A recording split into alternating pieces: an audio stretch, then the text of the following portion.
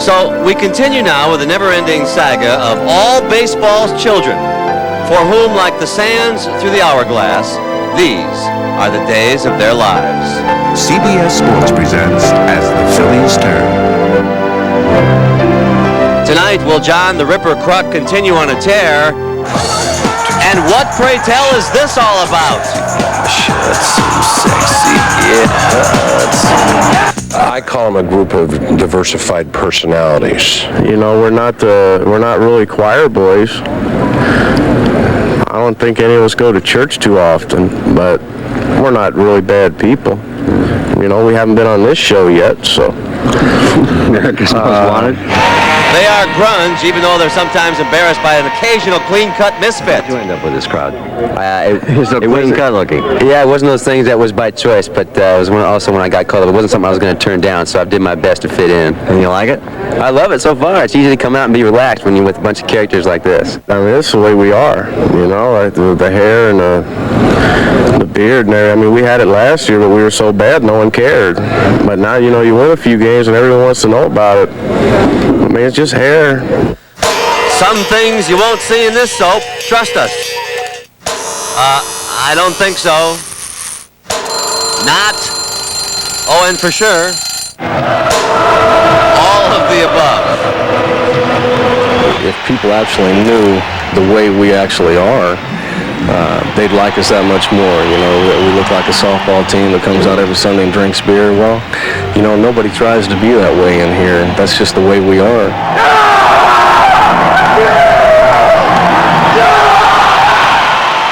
No doubt the Canadian fans must be thinking that if the NAFTA treaty ever gets passed, they'll be able to welcome these free-spirited Phillies on a tariff-free basis every day of the year. We'll be back to introduce the two teams and sing the two national anthems. And we continue from Skydome on CBS. Right after this. Stay with us, Joe.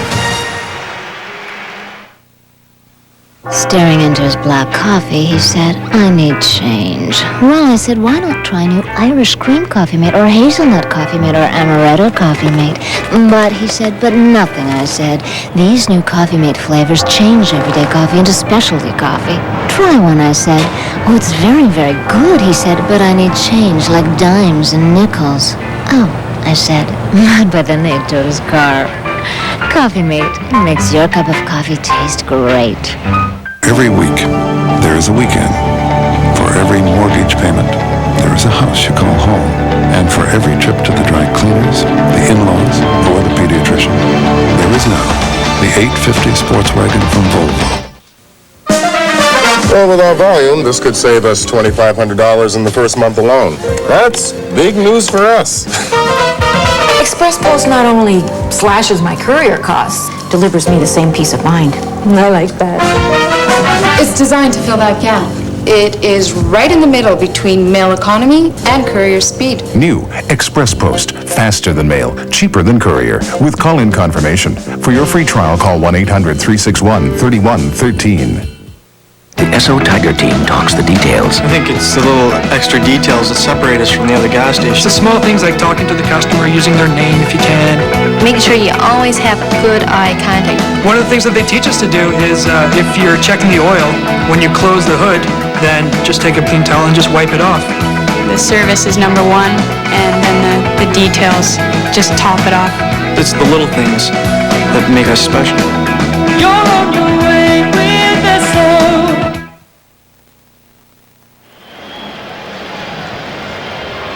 Getting ready for Game 1 of the World Series at Skydome in Toronto, Ontario, Canada. And a pensive Phillies starter, Curt Schilling, about to get some northern exposure. He's the first native of Alaska to start Game 1 of a World Series. And there he is. Our exclusive CBS Sports coverage of the 1993 World Series will continue after a message from your very own local station.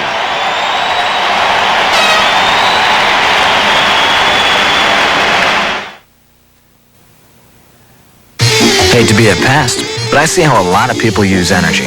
So take my advice. Your best guide to products and services that can save energy around your home is this symbol. And saving energy can save you money. I'll bug you again soon. Just can't keep away from the spotlight, especially if it uses less electricity, like this energy-efficient lighting. One of the many products specially featured during October. At retailers displaying this sign. That's all the buzz for now. You didn't choose your face.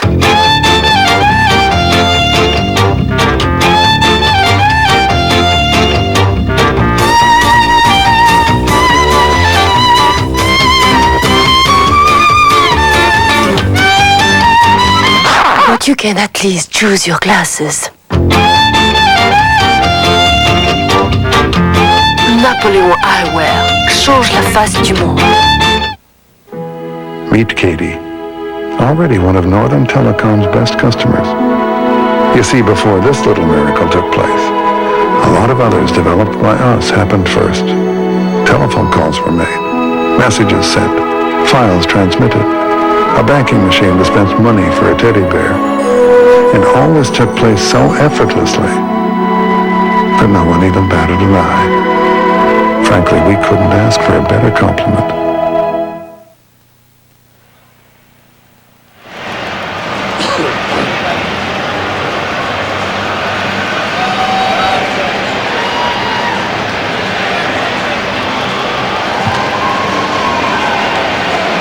Back inside Skydome, it's time to meet the members of the National and American League champions. And here now is Skydome public address announcer Murray Eldon. And now, tonight's starting lineup, beginning with manager Jim Fregosi.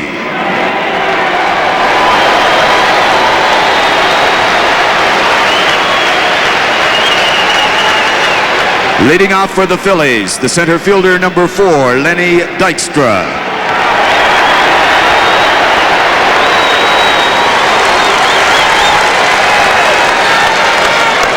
Batting second, the second baseman, number 7, Mariano Duncan.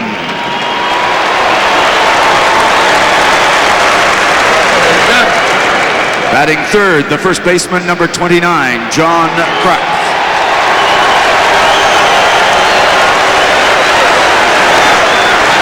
Batting fourth, the third baseman, number 15, Dave Hollins.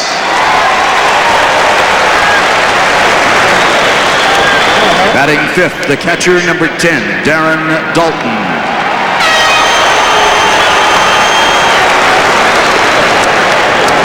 Batting sixth, the right fielder, number 8, Jim Eisenreich.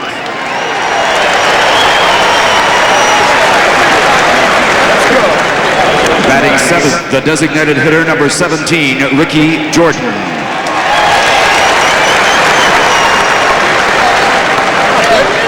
Batting eighth, the left fielder, number 25, Milt Thompson.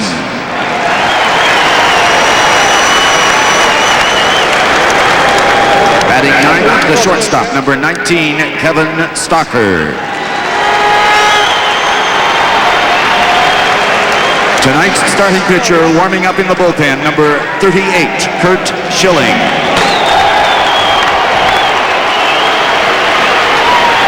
And now, tonight's starting lineup, beginning with manager Cito Gaston.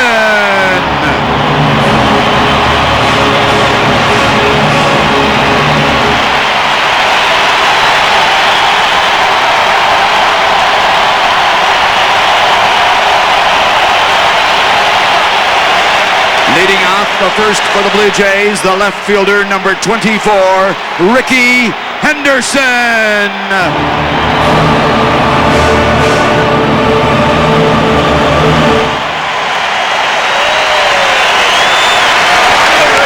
Batting second, the center fielder, number 25, Devon White.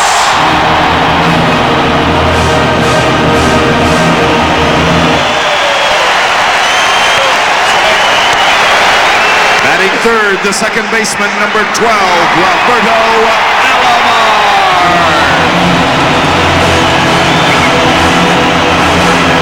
Batting fourth, the right fielder, number 29, Joe Carter.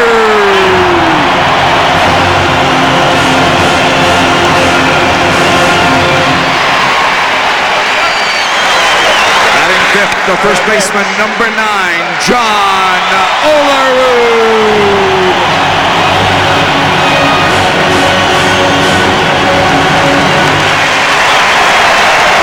Batting sixth, the designated hitter, number 19, Paul Olerud.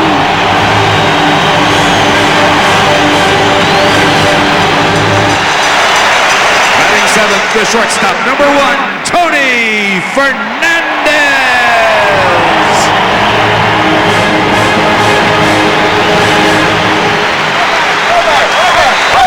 Batting eighth, the third baseman, number 33, Ed Sprague.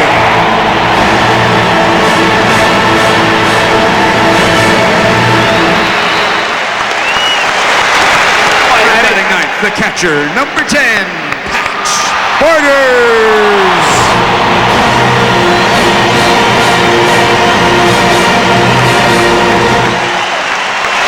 Tonight's starting pitcher, warming up in the bullpen, number 66, Juan Guzman.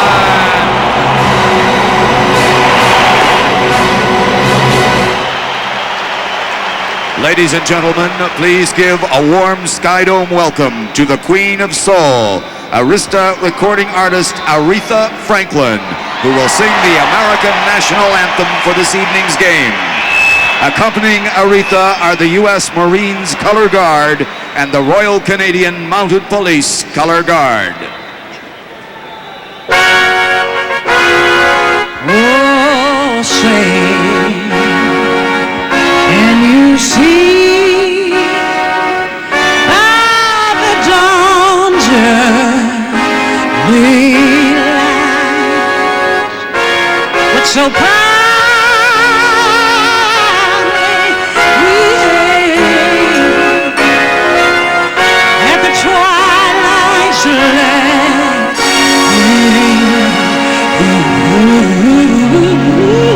Broad stripes and bright stars through the perilous flight of the ramparts we were so gallantly streaming.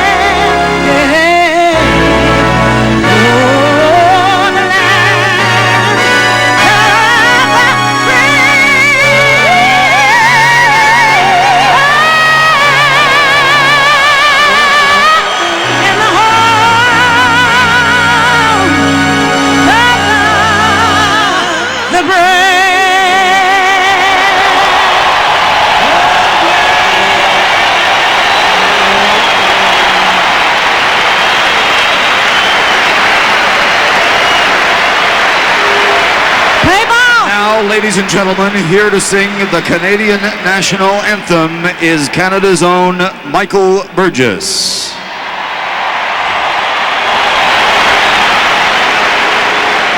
Oh, Canada, our home and native land, true patriot love in all our sons' command, partum brasse porte le paix, il sait porter la croix, ton histoire est une épopée des plus brillants exploits. God keep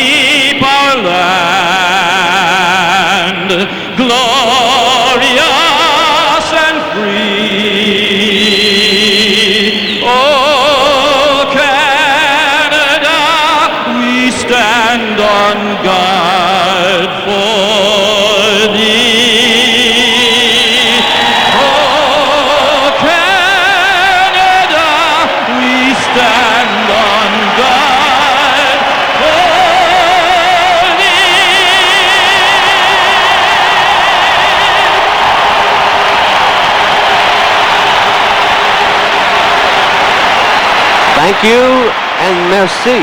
Time now to put you in the capable hands of Sean McDonough and Tim McCarver, who will call the action for you as we close in on Game 1 of the 1993 World Series. Gentlemen, have a great series. Over to you. Thank you, Pat, and good evening, everybody. Sean McDonough with Tim McCarver. Great to have you with us for Game 1 of the World Series. And, Tim, they say that appearances can be deceiving, and certainly that is the case with this World Series. So much talk leading up to tonight about the difference in appearance of these two teams, the Blue Jays and their clean-cut image, the rough-and-tumble Phillies. But when you look beneath the surface, you see that these two teams have an awful lot in common. Well, the reputation of the Phillies is down and dirty, and they certainly are that, but you have to look beneath that. They are a very intelligent ball club, very intelligent hitters, and they know how to win. The clean-cut Blue Jays, on the other hand, are all of that, but they are also rough and dirty. As Cito Gaston says, they're the same as the Phillies. The only difference is they shave and get a haircut occasionally. Indeed they do, and they are similar on the field as well. The Phillies led the National League in runs this season. Toronto was second in the American League behind Detroit, so we expect a high-scoring series. What else can we look for? Well, I think some of the things to look for tonight, a re-emergence of Ricky Henderson as a force. Even though he only hit 120 in the American League Championship Series, he leads, as a matter of fact, he holds the record for stolen bases in World Series play and a .412 average in 2 World Series. The one thing I think the Blue Jays will be worried about, the lack of left-handed pitchers. If you remember, Tommy Glavine and Steve Avery of the Atlanta Braves pitched very well against the Phillies, and their left-handed hitters that play every day, Dykstra, Kruk, and Dalton, and the Blue Jays have only 2 left-handers on their roster, and both of them will probably work out of the bullpen. For Jim Fregosi, it's imperative that Curt Schilling work deep into the game. Larry Anderson and David West can be looked for late in the game, but the middle relief of the Phillies is poor. And also, as Ricky Henderson goes for the Blue Jays, Lynn Dykstra is going to be the catalyst for the Philadelphia Phillies, and if he's not, the Phillies will have a tough time scoring. The Phillies send Curt Schilling out to the mound in tonight's Game 1. He'll be opposed by Toronto's Juan Guzman. The first pitch of the World Series from Toronto right after this.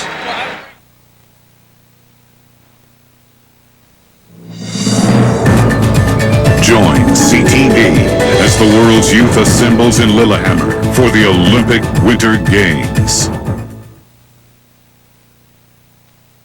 Labatt presents the World Series on CTV, sponsored by Labatt Blue. Honest and true, you bet it's blue. In 2 short years, how far can you take a family sedan? Over 3,000 punishing kilometers to twice win Rally Australia. And now we've pushed the Elantra even further in champion style and performance, whether it's Outback or out front. Introducing the 1994 Hyundai Elantra. It's not your ordinary family sedan. On Saturday, October 23rd, something is going to change the way Canadians listen to the blues.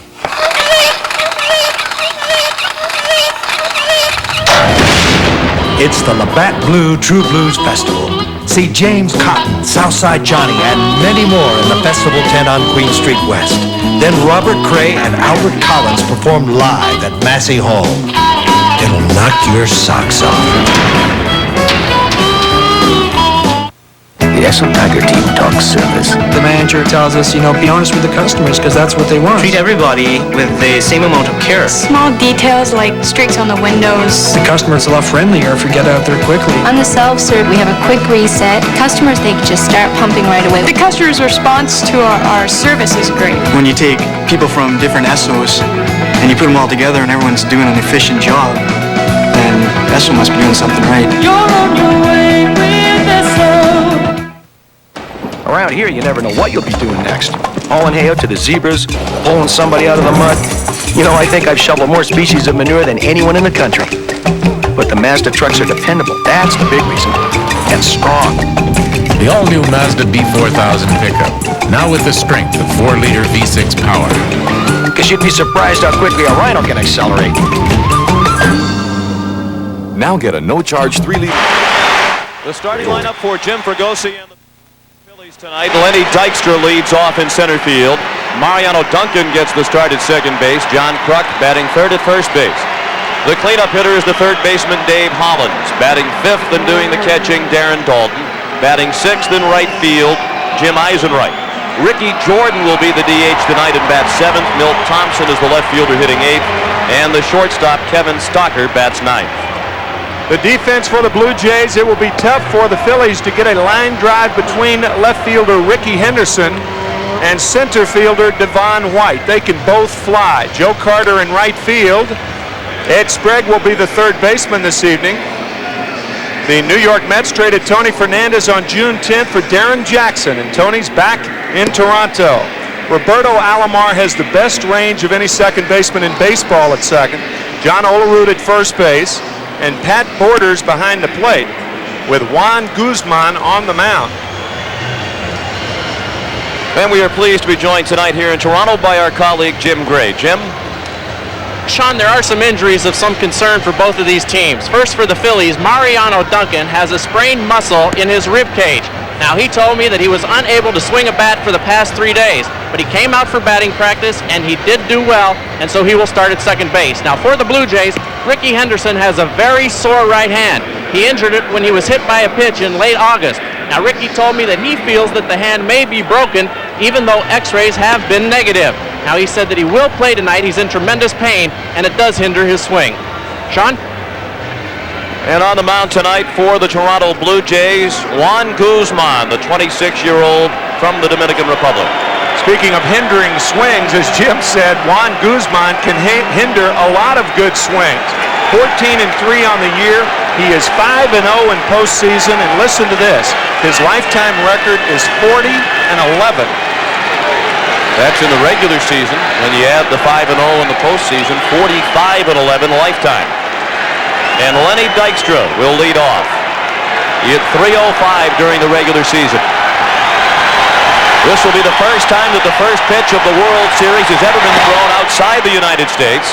And the first pitch of the '93 World Series, a fastball for a ball to Lenny Dykstra. Of course, this is only the fourth game played in the World Series outside the United States, and the first three were last year when the Blue Jays hosted games 3, 4, and 5. 1-1 on Dykstra, who had a hit in every game of the League Championship Series. And 3 in the last 3 games of the 1988 series. So Lenny with a 9-game hitting streak in postseason play. 2 balls and 1 strike. Davey Phillips of the American League is the home plate umpire.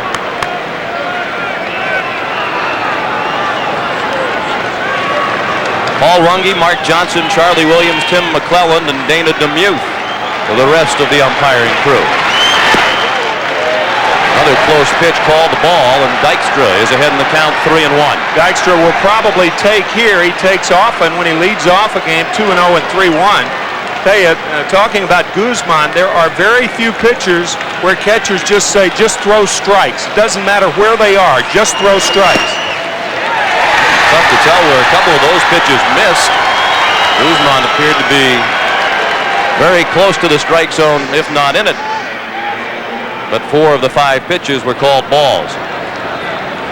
Dykstra, like his counterpart Ricky Henderson, that pitch looked a little low, but his counterpart Ricky Henderson, both of them work the strike zone like an accordion, trying to duck under balls, and they're always a moving target, and they're tough to call balls and strikes for a home plate umpire. Mariano Duncan is the hitter.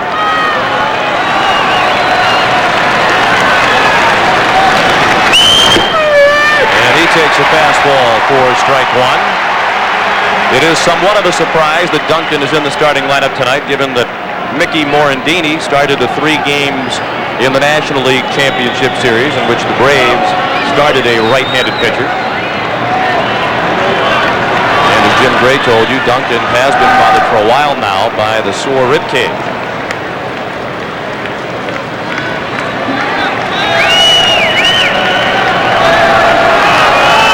John Kruk is on deck. We're just underway with Game 1 of the World Series, and the Phillies have the lead man on. And Guzman will keep an eye on Dykstra.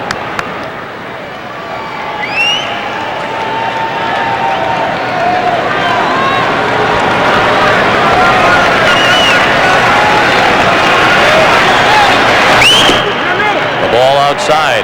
And a ball and a strike on Duncan. That last pitch registered 94 miles per hour on our radar gun downstairs. Talking to Pat Borders yesterday, and Pat said that he could put down one finger all night for Guzman. That's how much movement Guzman has on his fastball in the strike zone. It's all over the place. 26 wild pitches on the year.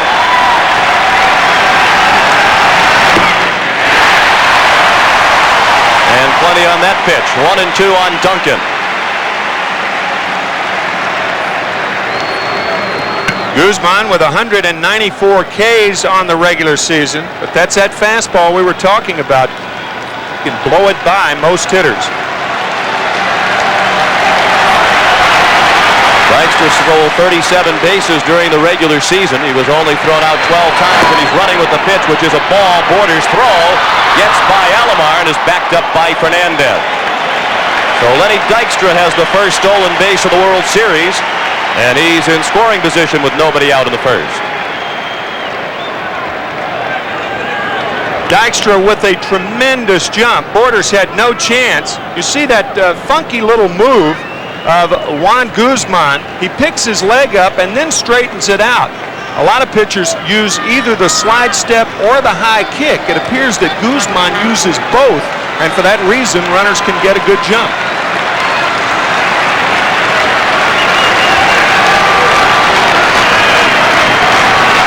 The 2-2 to Duncan. He struck him out. Foul tipped into the middle Borders for strike 3.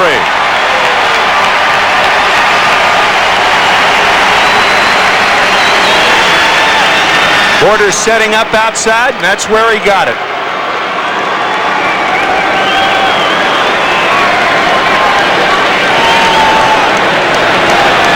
One out, a runner at second. No score in the top of the first for John Kruk, who is 8th in the National League in hitting with his .316 average.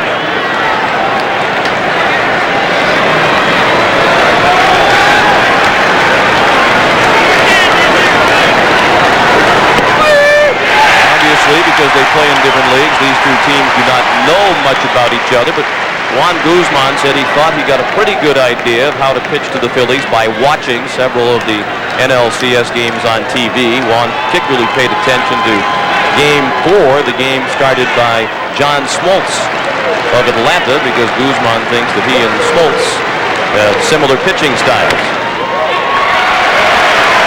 The scouts, by the way, before the Toronto Blue Jays that scouted the Phillies, Al Lamacchia and Moose Johnson. Moose Johnson was a scout with the Phillies for 25 years before coming to Toronto a couple of years ago.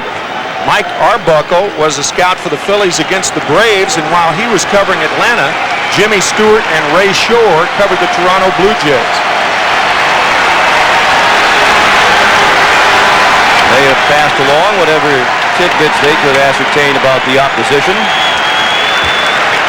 And the 0-2 to Kruk. There's a fastball inside. Another 94 mile per hour fastball from Guzman. Jim Fregosi. The World Series for the first time as a manager or a player.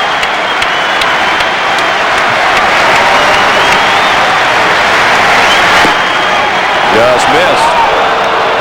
And the count is 2-2 on Kruk. He'll be followed by Dave Hollins. Kruk got off to a fast start against the Braves and then was cold the last 3, which he went 1 for 13.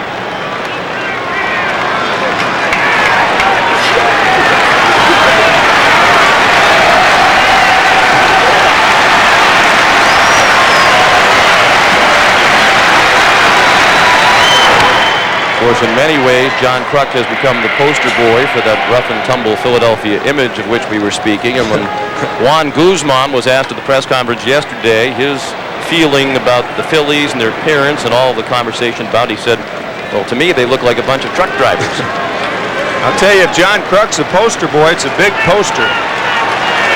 When Curt Schilling was asked about Guzman's comment, he said, he's right. We do look like a bunch of truck drivers.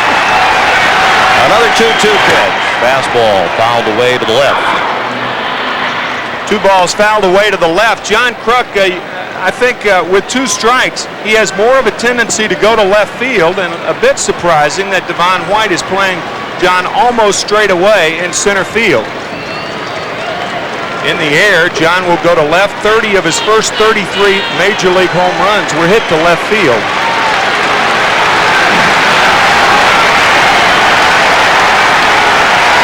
No score in the top of the first. Lenny Dykstra is the runner at second. And another 2-2 to Kruk. Line to left center and sinking fast. That falls in for a hit. Dykstra around to score, and the Phillies lead 1-0 on an opposite field single by John Kruk.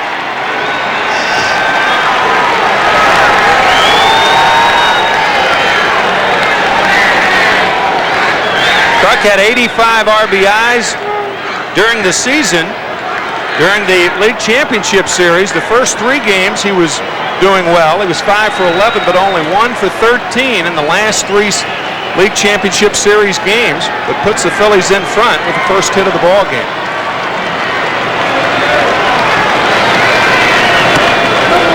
Dave Hollins looked at a ball. We mentioned the glowing record of Guzman in the postseason. And this is the first time in 7 postseason starts now in his career that he has allowed a run in the first inning.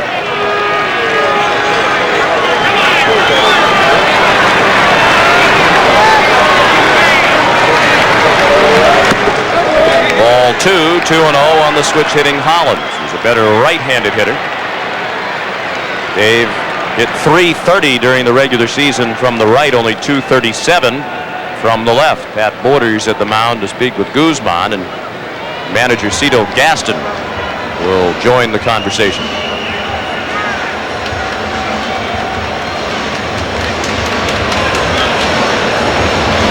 Juan Guzman, 5-0 in postseason play. Jack Coombs and Herb Pinnock, a couple of old-timers, and Lefty Gomez with a 6-0 record. You may remember John Smoltz was 5-0 in the National League Championship Series, but he was beaten on 2 unearned runs in Game 4.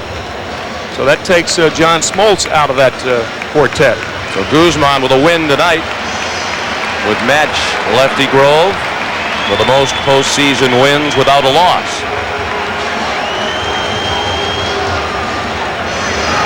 Lefty Gomez, pardon me. 1 run in, and the Phillies have Kruk at first with 1 out in the count of 2-0 on Dave Hollins.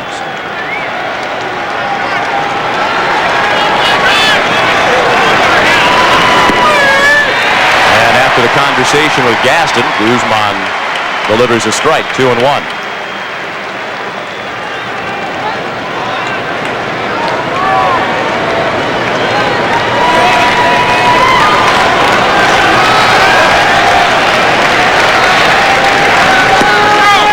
Just outside, 3-1 on Hollins.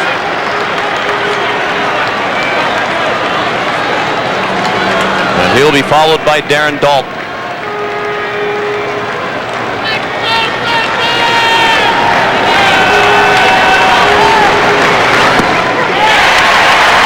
Hollins couldn't get to the high fastball. We'll talk about the notoriously quiet crowds here in Toronto, and certainly saw an exception to that during the pregame festivities, but with the run the Phillies have scored here in the first, it is very quiet again.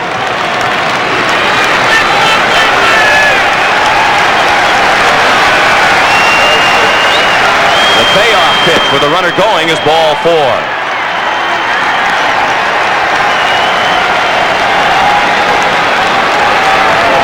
The Phillies love to face a pitcher who has control problems because they're a power-hitting team, and 3 of the top 4 positions as far as walks are concerned and leaders in the National League were held by Philadelphia Philly batters. So they will not help Guzman out and swing at balls out of the strike zone. As a team, they drew 665 walks during the regular season in 162 games. Darren Dalton, one of those patient hitters, he walked 117 times during the regular year. He's up with 2 men on and 1 out. 1 run in, the Phillies lead 1-0. Guzman has walked 2 in the inning. He's given up the RBI single to Kruk, and he has a strikeout of Duncan to his credit. I think when Cito Gaston came out to the mound, it was just to reassure Guzman that he thought some of those strikes or those pitches to Dykstra were strikes also, and I think Borders thought that pitch was a strike. And he took off his mask and said something to Dave Phillips, the home plate umpire. Usually umpires don't mind if a catcher keeps his face straight away to center field, and he'll allow him a little more leverage in what he has to say. Davey Phillips in his 23rd year as a Major League umpire, working his 4th World Series. He's the crew chief for the 6 umpires assembled.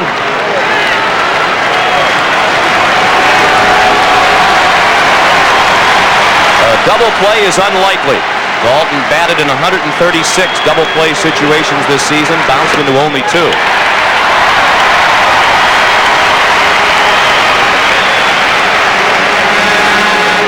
That was the lowest rate in the majors among everyday players.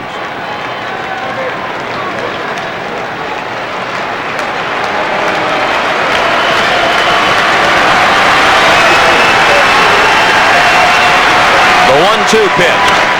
Lined into right for a hit. Kruk will be waved around by Boa. Carter kicked the ball in right, and the Phillies lead 2-0.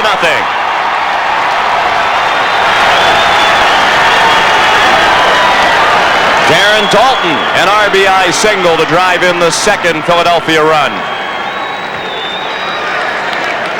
Dalton had 105 during the season. This ball into right center field, and look at Dave Hollins. Watch as he looks at the third base coach, Larry Boa. See, he can't see that Carter dropped the ball, so he picks Boa up right there. Boa decides to send Kruk. Had Joe come up with the ball, Larry perhaps would have held Kruk at third base, but Hollins making sure that third base was clear before he came over.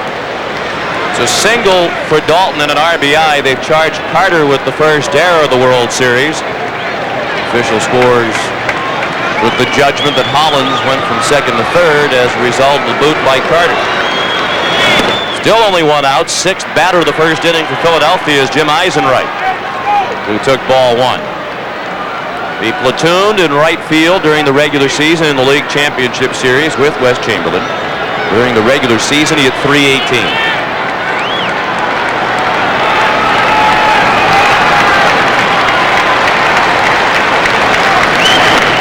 Check swing and a foul ball past Larry Boa in the third base coach's box. 1-1 on Eisenreich.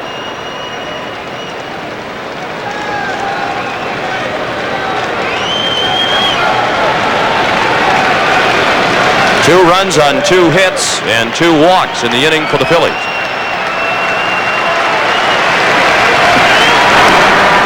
And Dalton will occasionally steal a base. He is 37 in his career. He was perfect 5 for 5 this year.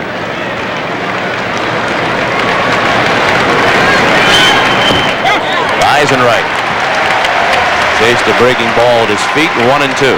That's a terrific play by Pat Borders. That ball in the dirt certainly saved a run. Borders, a converted catcher back in 1988. Makes a nice play on that slider. He started his professional career as a third baseman. When he first made the transition to catcher, he had absolutely no idea what he was doing back there and was terrible at blocking balls. Breaking ball got Eisenreich. On the 31st pitch of the inning for Guzman, that's the second out. So Guzman got ahead and expands the strike zone. Both the 0-1 and the 0-2 pitch are the slider in the dirt, and a pitcher has to have confidence in a catcher like that, a guy like Borders who can block the ball. 2 nice plays. And the DH is Ricky Jordan, used primarily as a pinch hitter this year by Jim Fregosi. In the World Series these days, the DH is used when the American League team is the home team. Pitchers will hit in the games played at Philadelphia. Big question on the Philadelphia side leading up to tonight's game 1 was who would be the DH. Would it be Jordan or Pete Incaviglia? Jim Fregosi elected to go with Ricky Jordan.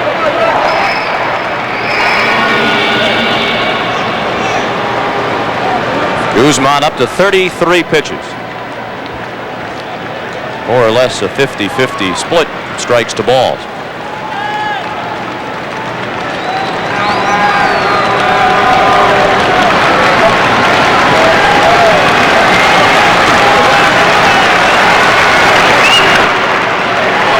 Jim Fregosi saying that Wes Chamberlain and Pete Incaviglia are probably upset that neither is a designated hitter tonight, but Ricky Jordan in there, because if Jim does make a move late in the game for a pinch hitter against either Al Leiter or Tony Castillo, the two left-handers for Toronto, he wants to have Incaviglia, who's available to play left, and Chamberlain, who may be available to play right field. That's why Jordan's the DH. The 1-2 pitch. Check swing at a ball low and away. No swing, says Paul Runge of the National League, the first base umpire. There's Pete Incaviglia, a spectator at the start of the ball game. Jordan didn't appear to go around. That's an easy call there.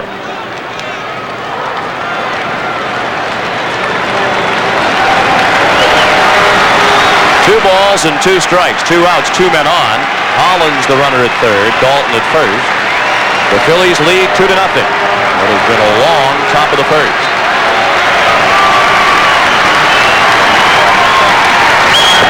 He struck him out. Guzman went to the breaking ball late in the inning, and it helped get him out of the inning, having allowed just the 2 runs.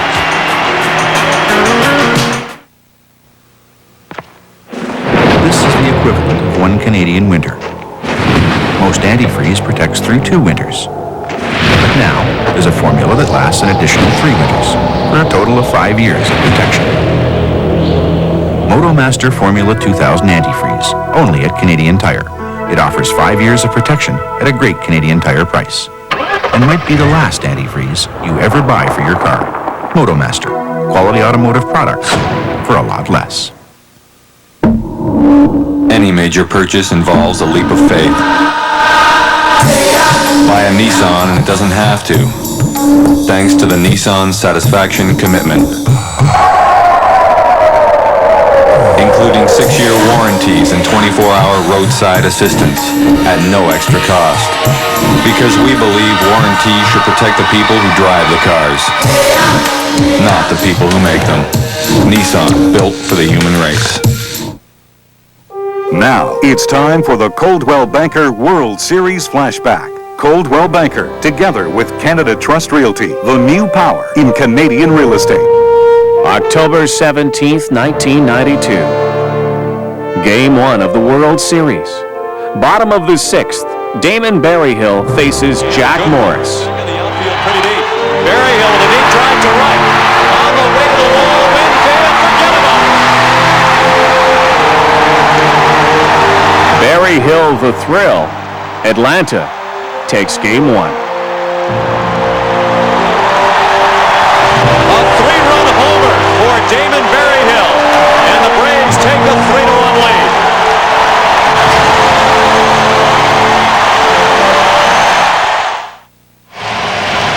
The lineup for Cito Gaston and the Toronto Blue Jays tonight. Ricky Henderson leads off in left field, batting second the center fielder Devon White.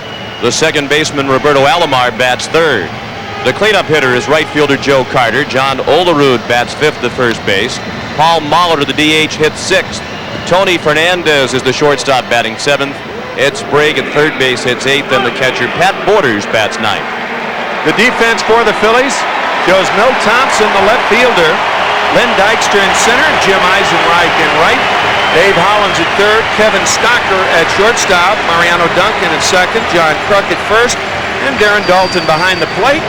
With Curt Schilling on the mound, he had no decisions in the National League Championship Series, but was the MVP. That's how well he pitched. And he's pitching with a 2-0 lead as the Blue Jays come up for the first time in the World Series. Schilling's first pitch, a ball up and in to Ricky Henderson. He went over the plate as if to bunt. And Schilling's first pitch clocked at 94 miles per hour, so both Guzman And Schilling had come out of the gate throwing hard. And throwing inaccurately. 2-0 to count.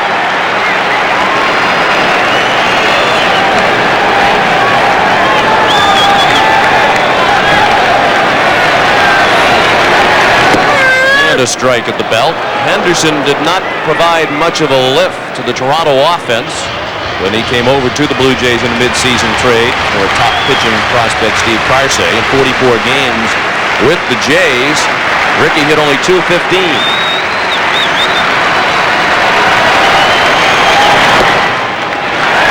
However, he scored 37 runs with only 35 hits, and he's one of the few guys in baseball who can help you when he's not hitting. Talked about that accordion stance of his, how he squeezes it up and down. He's a very difficult hitter to call balls and strikes on. Popped up and out of play. A full count on Henderson, who, as Jim Gray told you, has been playing in pain for much of his stint with Toronto. Ricky suffered a bone bruise on his right hand as a result of being hit by a pitch by Seattle's Jeff Nelson on August 22nd. And his left hand has also been sore since early August when he strained a tendon while doing some exercises designed to strengthen his left shoulder. Ball 4.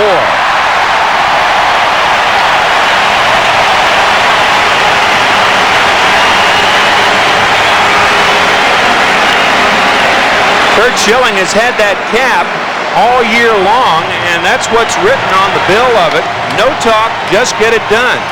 In the celebration of the Phillies at the Vet in Philadelphia, he lost that cap. A fan picked it up and called in on a talk show and said, "I have the cap." And he brought the cap back to Curt at Veterans Stadium. Curt said he thought he might have to leave him a ticket or two.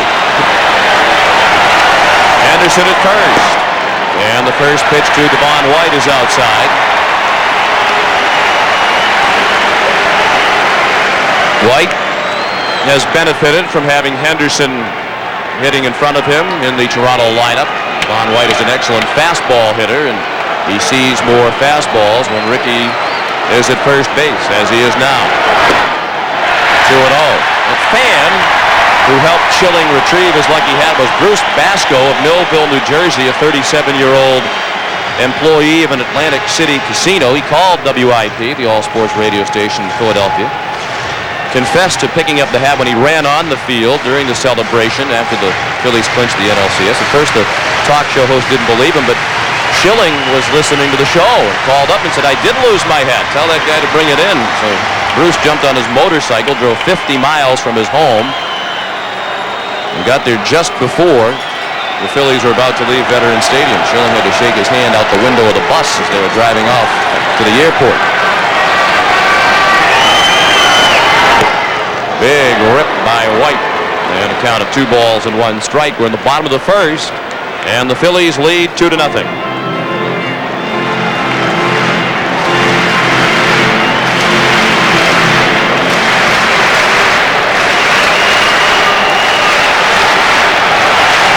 Dalton keeping an eye on Henderson, as is Schilling. Good reason to keep an eye on Ricky. He is the all-time Major League leader in stolen bases, 1,095.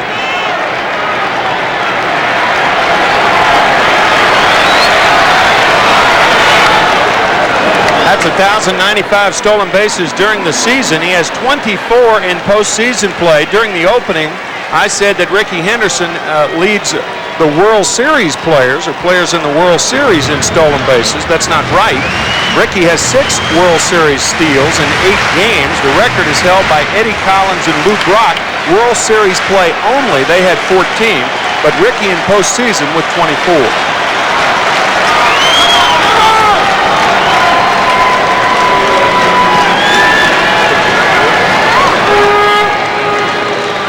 The flip side of that is it isn't very easy to steal on Schilling. And the Philadelphia staff in general does a good job holding on runners. Ricky bluffed, and it's a double play ball. Stockard to Duncan. Double play. Very close at first, but Devon White called out. 6-4-3, 2 outs and the bases now empty.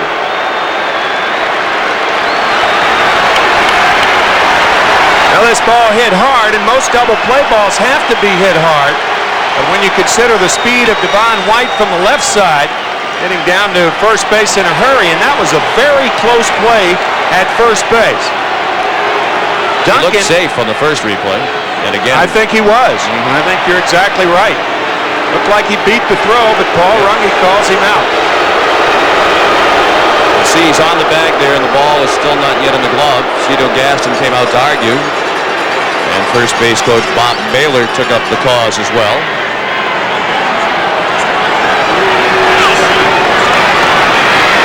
The reason that double play took so long in developing is that a left-handed hitter was up. Mariano Duncan was not shooting close to second base and had farther to go than he normally would have. He looked safe at first. Alomar looked at strike one.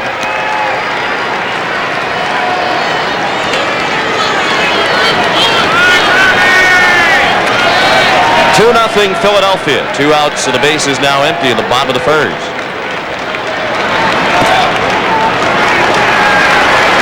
Saw the average of Alomar, 326. That was good for third place in the American League during the regular season. And the Blue Jays finished 1-2-3. Olerud, Molitor, and Alomar. It's the first time that teammates have been 1-2-3 in the batting race in exactly 100 years, when that trio of Hall of Famers led the National League and all played for the Philadelphia Phillies. Strike three. Alomar called out on the pitch over the outside corner. After one in Game 1 of the World Series, the Phillies lead 2-0.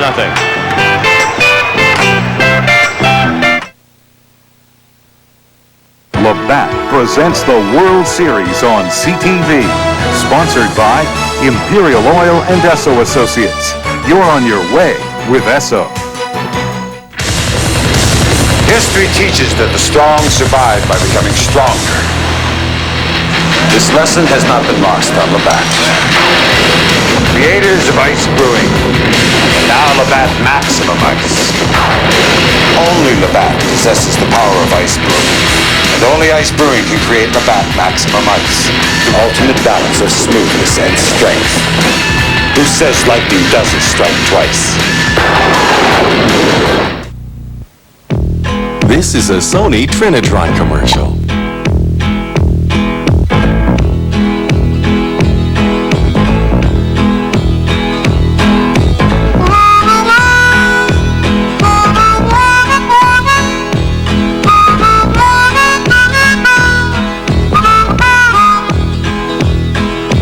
Sony Trinitron. Designed to last.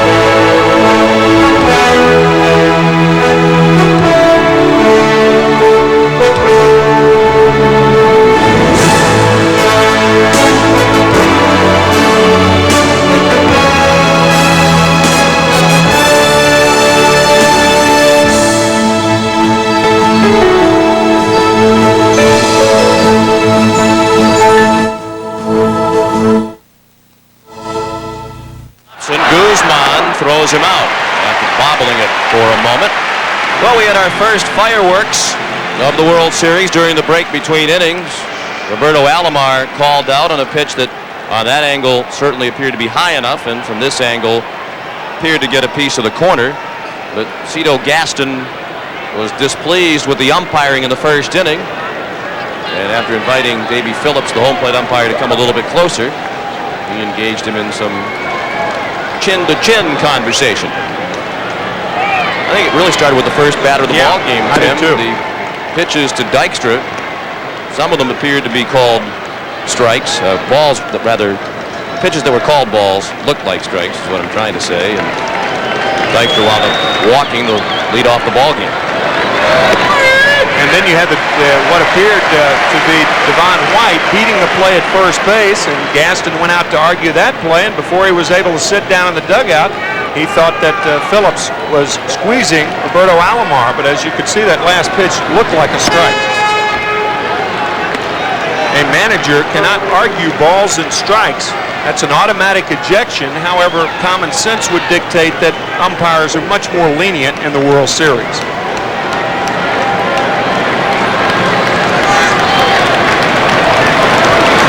And of course, Cito Gaston is considered one of the most mild-mannered of the Major League managers.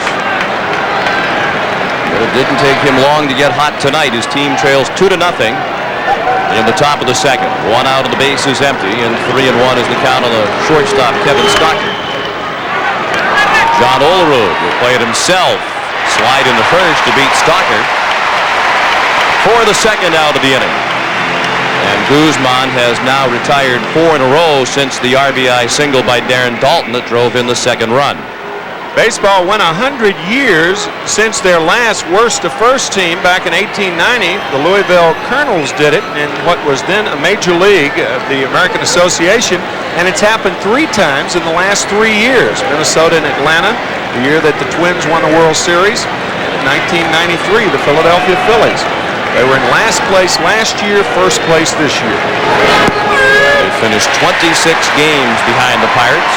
Lenny Dykstra looked at strike one. He walked, stole second, and scored the first run of the ball game on the single to left by John Kruk last inning.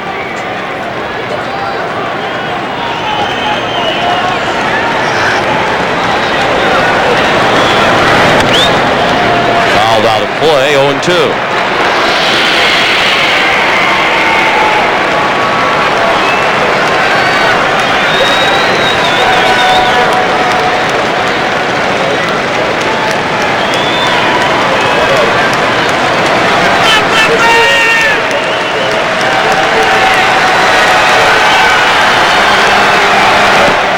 Ball in the dirt.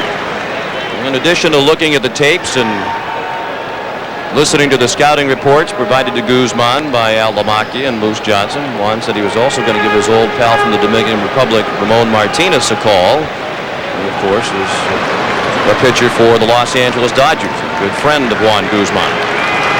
That should be enough information to get you through a start against the Philadelphia Phillies. Alomar throws him out.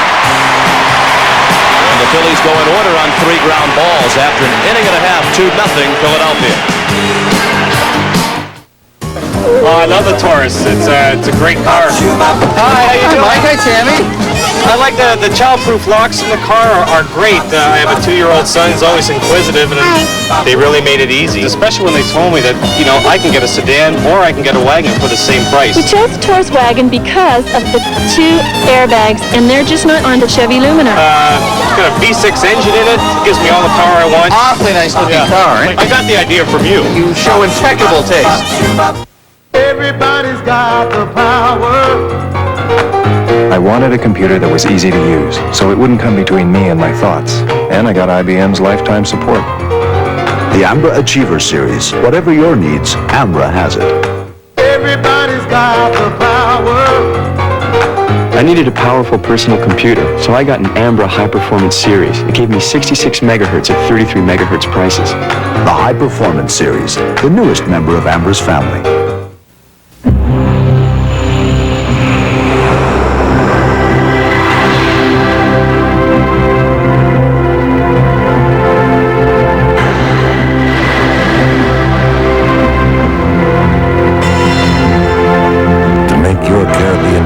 The best it can be. Book Barbados. See your travel agent or call 1-800-268-9122. Barbados. The best it can be. From Touchstone Pictures. 'Twas the night before Christmas, but in the land of Halloween, it was decided that this year something new would be seen. Surprised, aren't you? From Tim Burton, director of Beetlejuice and Edward Scissorhands, comes a motion picture experience unlike any other. Tim Burton's The Nightmare Before Christmas. And what did Santa bring you, honey? Starts Friday, October 22nd.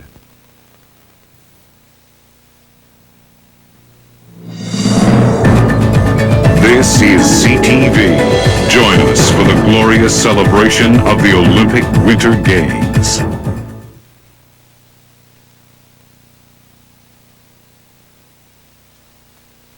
One of the World Series. We're heading to the bottom of the second inning. Philadelphia has a 2-0 lead over Toronto, and Kurt Schilling will face the middle third of the Toronto order in the second. Joe Carter, John Olerud, and Paul Molitor.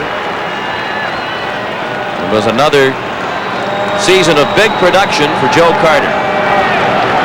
With his 121 runs batted in. Got off to a flying start in that direction with a club record 25 RBI in April. 1-1 from Schilling. He tied him up with the fastball, 1-2. That's where pitchers try to pitch Joe, is inside, right at the hands. He's a low ball hitter and likes to extend his arm.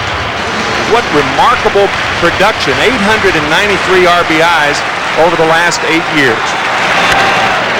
Up the middle, a base hit. That's the first Toronto hit. The single into center for Joe Carter.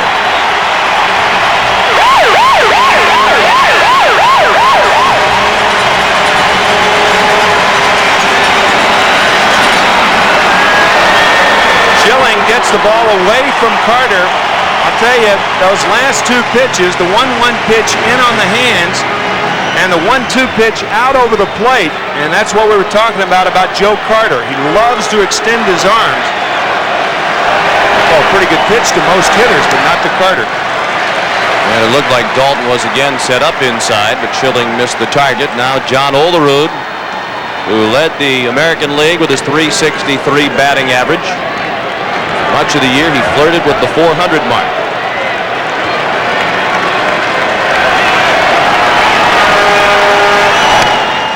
In on the hands, but a base hit. Soft line single in the left. So the Blue Jays open the second with back-to-back singles. Carter at second and Olerud at first. This a good pitch by Schilling, a slider in on the hands, and it's fisted the other way. Olerud, a guy who uses all parts of the field in which to hit.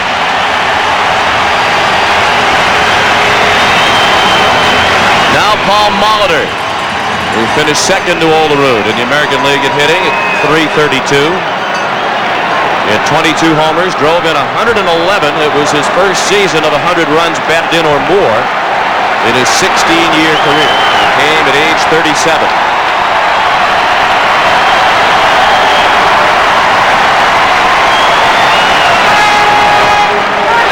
In the dirt, it got through Dalton, and the runners will move up. And now the tying run is at second base for Toronto in the second. I think Molitor may have blinded Dalton. The bat may have been in the same path as the ball. Nope, that was not the case. But Dalton, if he has a problem, it's getting down on balls in the dirt. He has had 6 operations on his left leg, his left knee.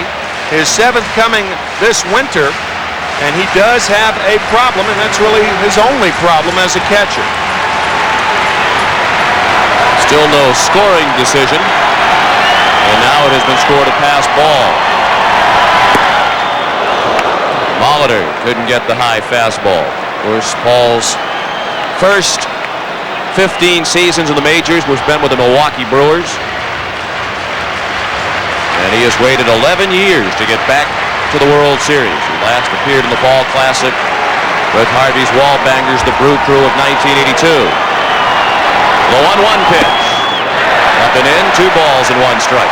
And it was 11 years ago, about this time, when Paul Molitor became the first man to get 5 hits in a World Series game in Game 1 against the Cardinals in St. Louis. That was was on October 12th of 1982.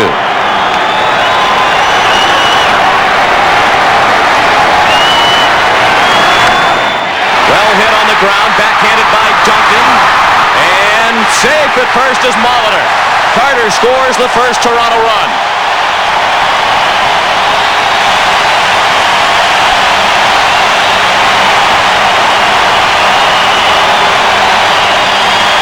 Molitor hits this ball very hard, a slider on the outside part, and watch Duncan.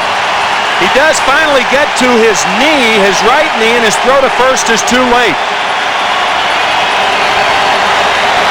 Looked like he curled the glove hand up under his legs and had a tough time getting rid of it, and Molitor with an infield hit and an RBI. So 3 straight hits to open the inning.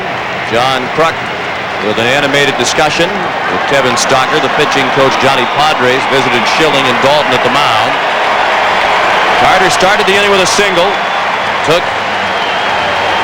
a base on the single by Olerud, and scored on the single by Molitor. The pass ball helped Carter and Olerud move up 90 feet. And now Fernandez with the tying run at third, the go-ahead run at first.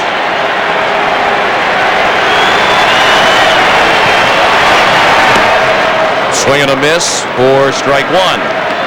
Funny what that pass ball did. If you have runners on at first and second and nobody out, Duncan's closer to the bat. Of course, you don't know whether Molitor would have hit the same pitch out there. You don't know whether Schilling would have pitched him that way, but nonetheless, it could have been a double play with 2 out and a runner on at third. As it is, the Phillies have no one out.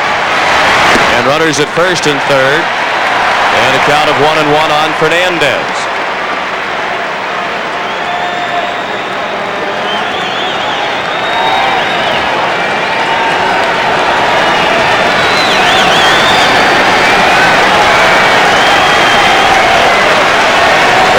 In his first World Series game. And he pops one out of play to the left. Tony was not a member of the Blue Jays last year when they won the World Series. He's one of the 12 new faces. It's really a team that's 50% different from the World Championship team of a year ago, and the Blue Jays deserve a lot of credit for getting back with largely a different cast of characters.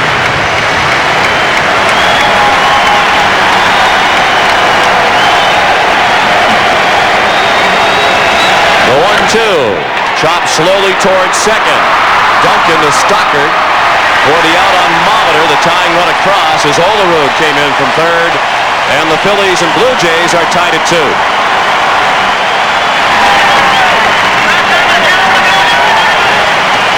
Ball not hit hard enough for a double play, a high chopper, and Duncan properly goes to second, and Stockard makes sure of one. Molitor almost beat that play.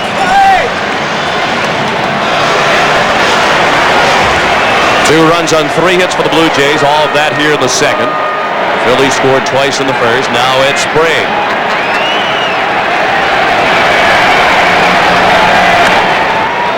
He popped up the first pitch straight back and out of play.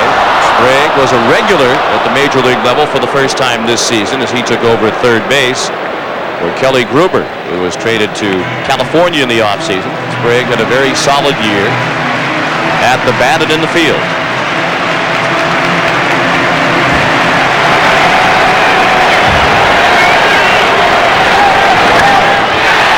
Base hit past the diving Stockard. Fernandez rounds second. He'll stop midway between second and third, and he's just back safely.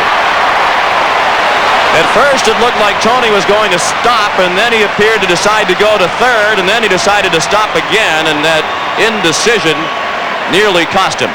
You've heard of middle infielders decoying a runner at first base. Well, runners going from first to second decoy outfielders too. You could see Fernandez almost came to a stop, then he turned it on, and now he gets back to second, and he's called safe. See, he almost stops right there, and now he's trying to decoy Dykstra into making a lollipop throw into third, but he's safely back into second base, not even close, really. 4 hits in the inning, still only 1 out. Pat Porter's the hitter. And he looked at a breaking ball high, ball 1. It's certainly not where Schilling intended to throw that pitch. Borders was the MVP of the World Series last year.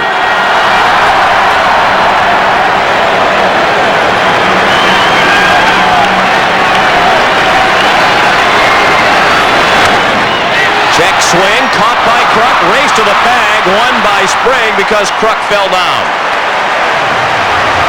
Had John remained on his feet, he had an excellent chance to double up Sprague, but he stumbled going to the bag, and Sprague made it back to first safely. Just bad luck for Kruk as he stumbles and can't reach the bag. Nice play by Ed Sprague. Runners are all often told, watch the line drive. That's easier said than done.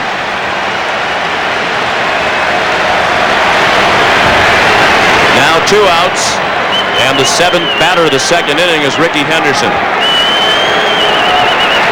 who walked his first time up. He had a miserable league championship series against Chicago. He had only 120.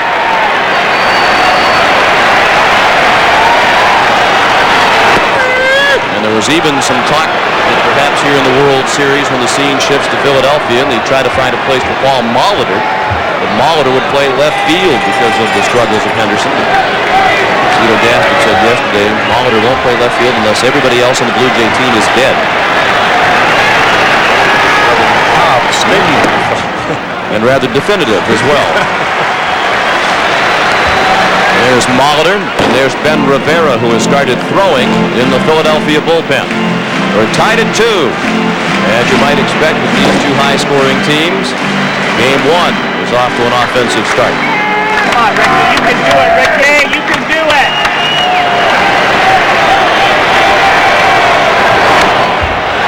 In the air in center, Dykstra drifting to right center makes room for Eisenreich, and that ends the inning. 2 runs on 4 hits off Kurt Schilling in the second after 2-2 the score. Fitting regular maintenance into my day is tough. So I go to where it'll be done right at the right price. I go to my GM dealer. Announcing the GM Goodwrench Service Plus Lube Oil and Filter offer. Done in 29 minutes or the next one's free. With the work done by GM trained technicians who use quality GM parts. I trust my GM dealer to give me the finest quality work at a very competitive price. There you are, Miss Ajay. Thanks, that was fast. GM Goodwrench Service Plus means auto service with a plus.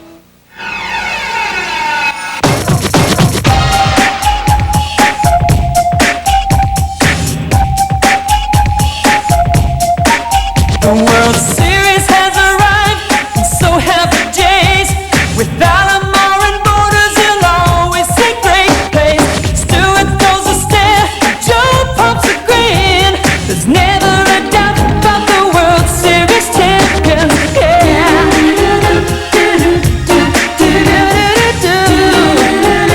The World Series champions. When Devo's on the field, he's always snagging flies.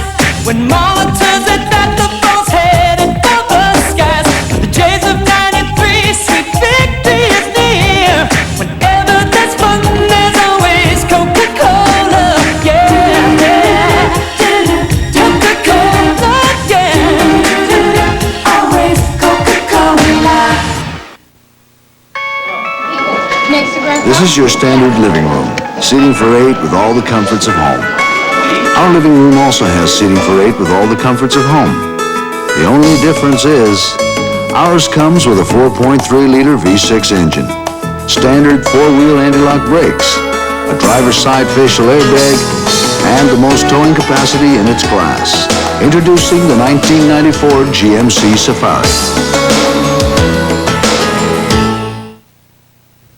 Tonight's Pick 3 number is 107. Watch Win TV on Nightbeat News.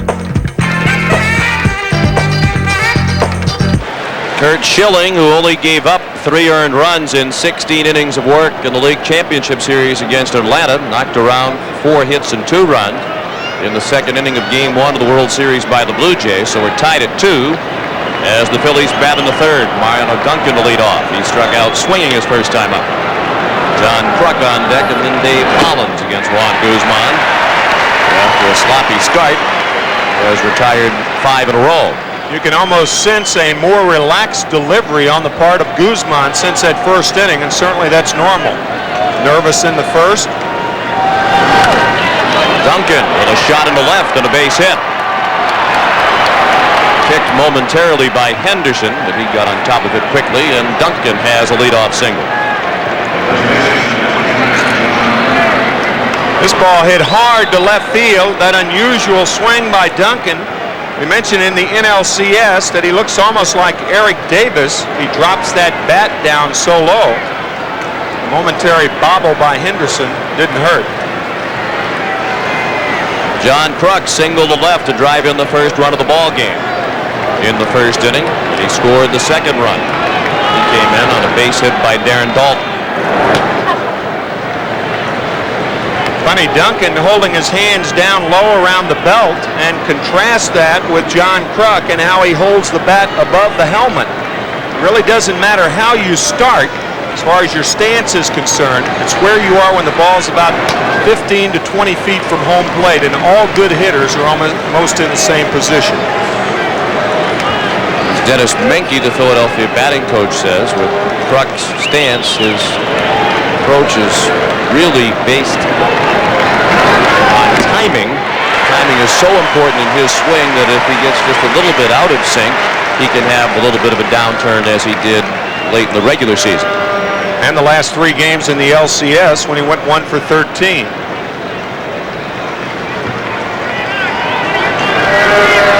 Oh, and 1 on Kruk. 2-2 the score in the third.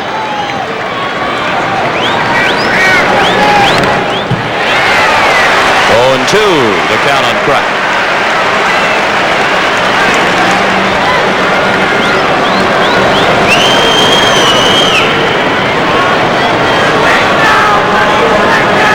Even for the World Series, John didn't bother to clean the pine tar off his helmet. Earlier in the year when Jim Fregosi asked him to do that, he went into a slump. He's gone back to the junk all over his helmet.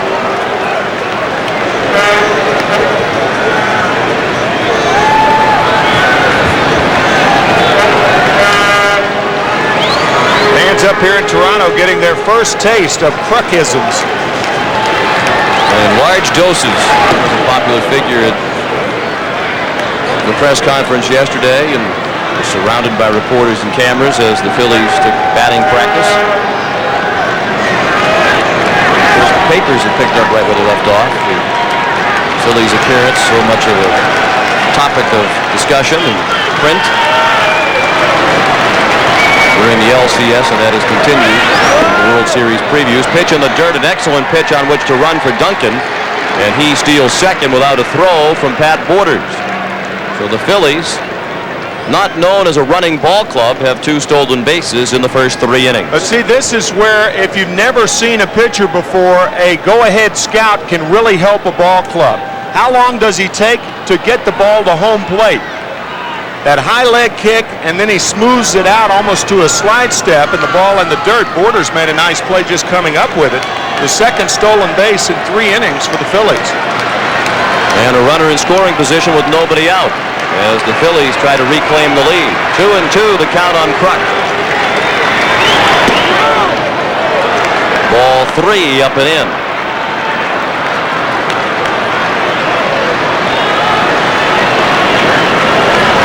And the count is full. Guzman walked 2 in the first.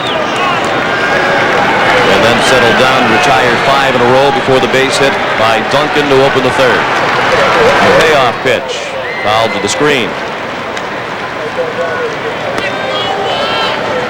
That fastball clocked at 96 miles per hour.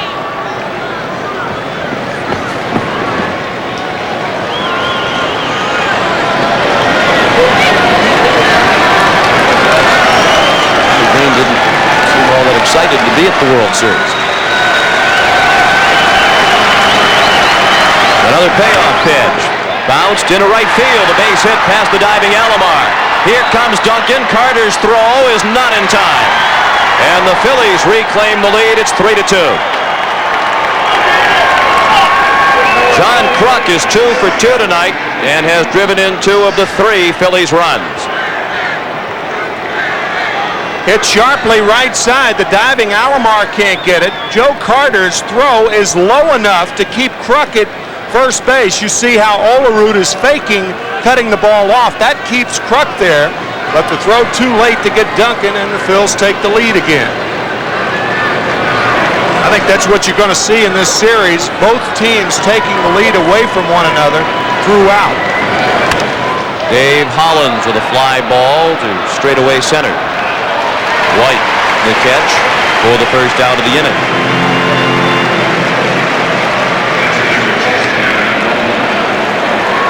The hits are even now at 4 apiece, and the Phillies lead 3-2 in the third. Darren Dalton steps in. He singled to right to drive in a run in the first. After a slow start, he picked it up in the last couple of games of the League Championship Series against the Braves.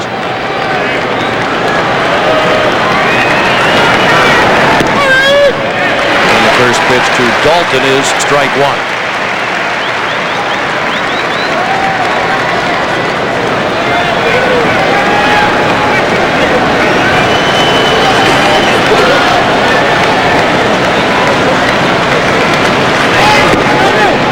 The Phillies, Dalton has waited the longest and been through the most in a Philadelphia uniform leading up to the World Series, and got the sense that his teammates were happy for themselves, but to a man they were happiest for Darren Dalton.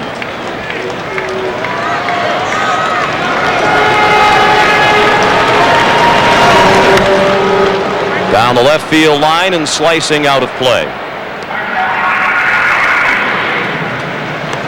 Dalton first appeared in the major leagues with Philadelphia back in 1983.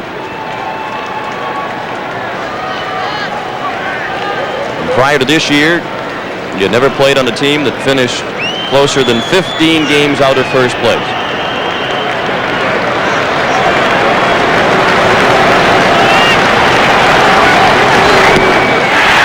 Strike three.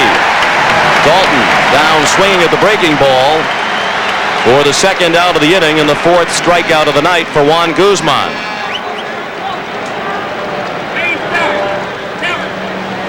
Guzman has 4 strikeouts and 3 have been on sliders down in the dirt.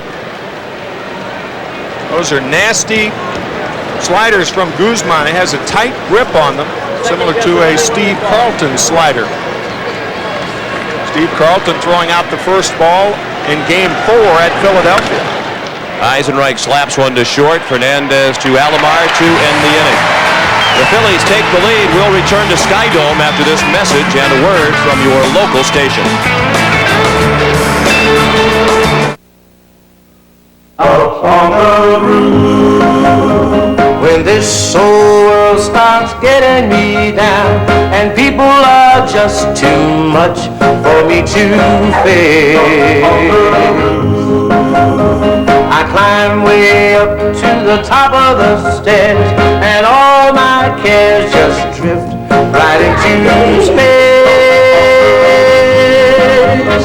I get away from the hustling crowd and all that rat race noise down in the street. On the roof, the only place I know. Fly New Club World, and your mind goes free. So let's go up on the roof. New Club World, being introduced throughout this year. The Keg creates a classic steak dinner. Top sirloin, grilled the Keg way, over hot burning mesquite, to seal in all its natural flavor and tenderness. Add a baked potato, crispy onion strings, and sautéed mushrooms. A generous Caesar salad, great service, that relaxed Keg feeling, all included. See you tonight. Stupid. Why, you little... Of all the...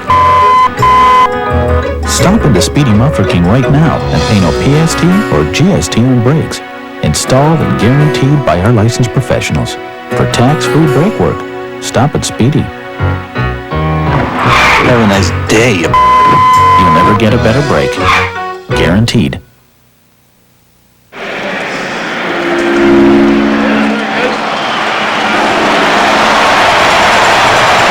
One of the many appealing features of Skydome, Sightlines Restaurant in straightaway center field. You can enjoy what seems to be a delicious meal and enjoy a World Series ball game. The Sightlines Restaurant is right below the Skydome Hotel down in straightaway center. Devon White, the batter. He took the first pitch of the inning from Kurt Schilling high for a ball. White had a tremendous league championship series against Chicago, and Dave Stewart, who was the MVP of the ALCS, said he thought Devon White was going to win it.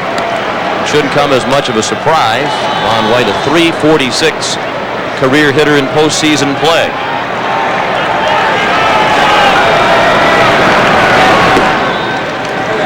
And that is one of the best averages of all time. Third best, in fact. And look at the company. Lou Gehrig at .361 and Thurman Munson at .357. The only players with a better batting average in the postseason than White, among those who have had 100 or more postseason at-bats.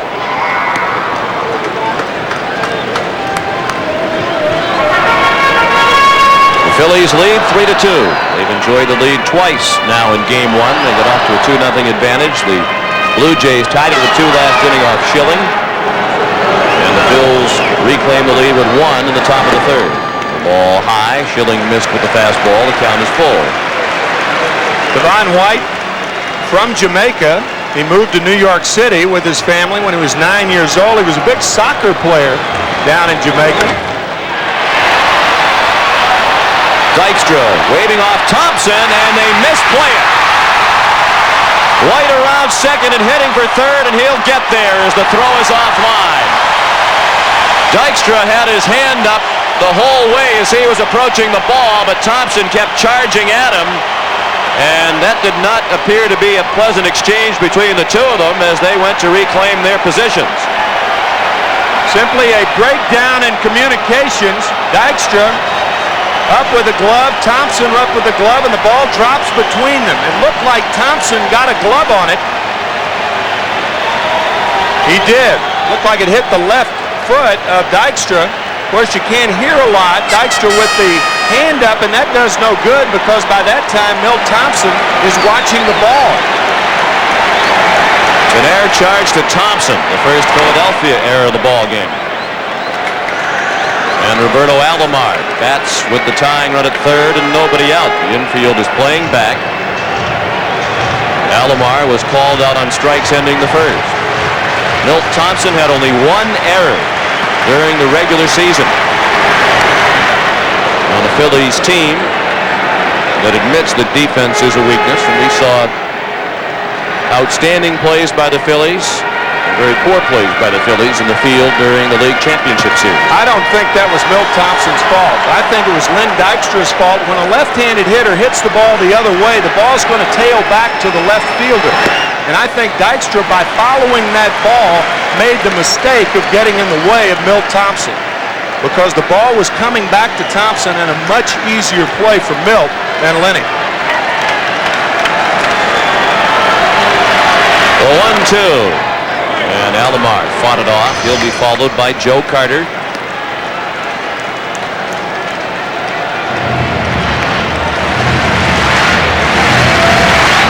Devon White at third. Thompson had only 1 error, and he played in 106 regular season games. A pop-up. That won't get the run in as Hollins settles under. That's the first out of the Toronto third.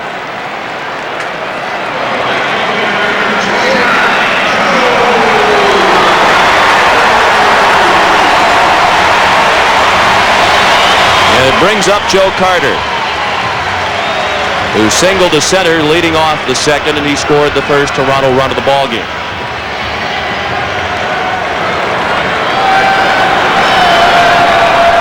The infield remains back for Philadelphia. And Carter lifts one to right. With White's speed, that should be deep enough. Eisenreich with the catch. And White is on to score the tying run. So the Blue Jays capitalize on the error by Thompson to tie the game at 3. You know, one thing should be noted here, Sean. Devon White being on third base instead of second base. There are a lot of major leaguers who wouldn't run hard out of the box and run through second base and be on third base rather handily. I'd say 80% of guys who hit a ball like that end up on second base. 80% of the big leaguers, and Devon White gets a lot of credit being on third, so he's able to score on the sac fly by Carter. Of course, with Devon's graceful long strides and speed, he probably could have run backwards and made it to third on that play. Olerud ahead in the count, 2-0. John singled to left and scored the second Toronto run last inning. The line score is now identical. Each team with 3 runs on 4 hits, and each has committed an error. And that's a bounding ball past Bob Baylor in the first base coach's box.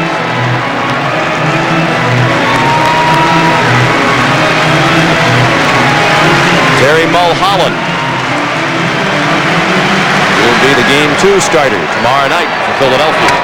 Be opposed by Dave Stewart. Nice play on the comebacker by Schilling, and that ends the inning. But the error proves costly to the Phillies.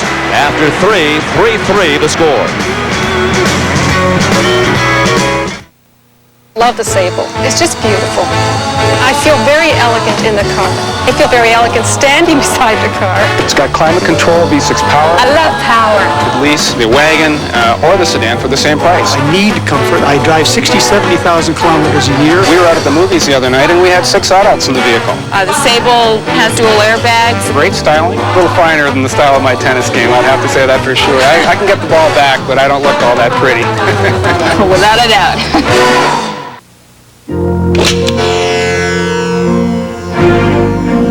Braun Flex Control. The first electric shaver with a pivoting head. Flex Control automatically adjusts to every contour of your face. Under the chin, under the lip, that tricky spot under your nose. You'll get the closest Braun shave yet. Flex Control from Braun. The last word in shavers. Hey, Dad! You like tossing the ball? You bet. Honey, could you give me a hand? Yeah.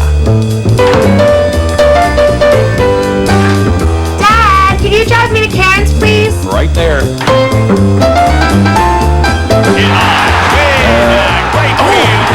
gone! Home run, Robbie Alomar, tie game. Not too many people are into truck fishing. Most people still use poles. That's fine with me. But if you're after some monster fish, you've got to use one of these. A 1994 Ford Ranger 4x4. Complete with push-button 4-wheel drive. A nice wide stance and a whopping 4-liter V6. So sink your boat, go truck fishing. Get a Ford Ranger 4x4 and get serious.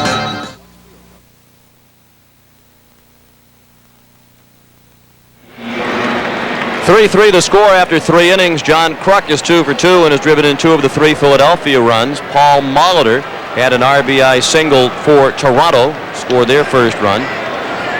And Joe Carter has scored a run and driven in 1.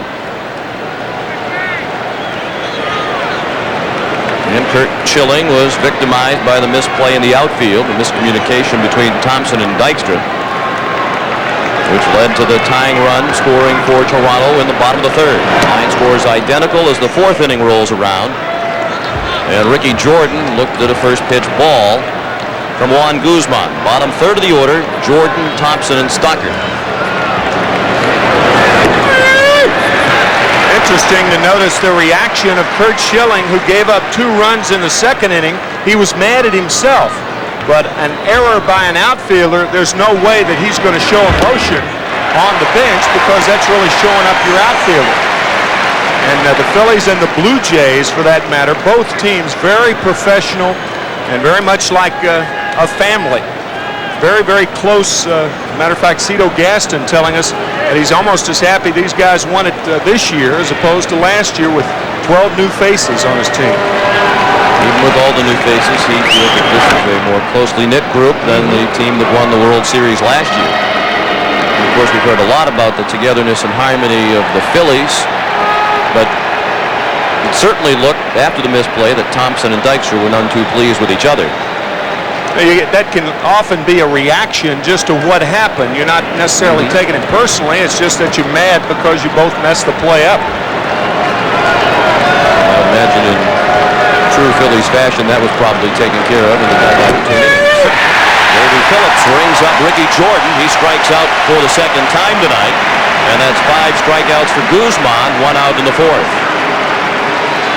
Now this slider appeared to be outside right there, and outside by a pretty good margin. Oh, yes. As you could see there, that's 6 inches outside.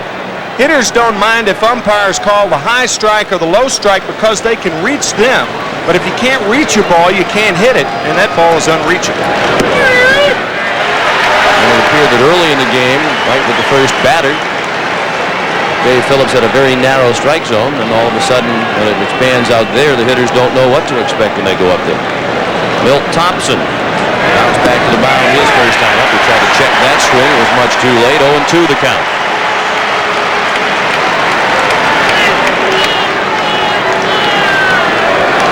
Thompson really went too far then.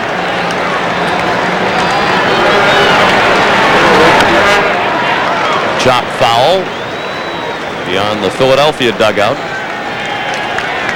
This is the first World Series for Milt Thompson.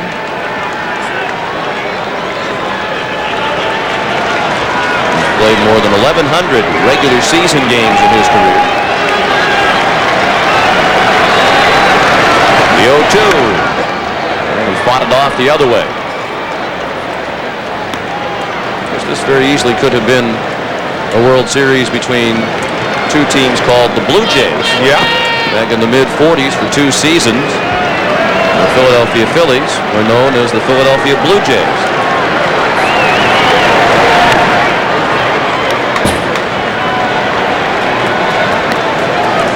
Of course, the Toronto franchise selected its nickname of Blue Jays in August of 1976. They had a Name the Team contest. Blue Jays was submitted by 154 participants. And it was then team owner Robert Carpenter who ran a contest early in 1944 to change the nickname of the Phillies. They hadn't had much success on the field. He thought the change of the name might change the image and perhaps turn around the results. 2 years with the Blue Jays, the Phillies officially restored as the nickname of the Philadelphia baseball team.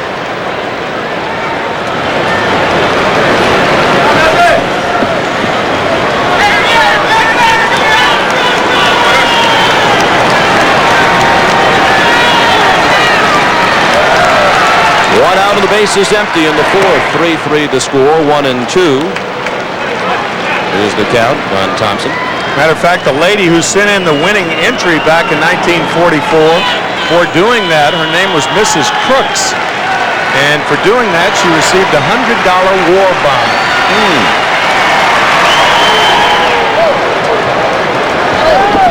In her winning entry, which we obtained a copy of, I think it's exclusively the property of CBS. She said the Blue Jay will reflect new team spirit. It's colorful in personality. His fighting, aggressive spirit never admits defeat. He defends his home grounds fiercely. In his flights afar, its constancy of purpose never wavers.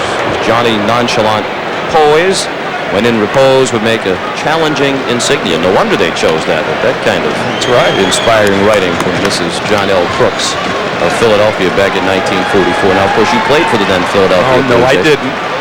I was 3 years old then.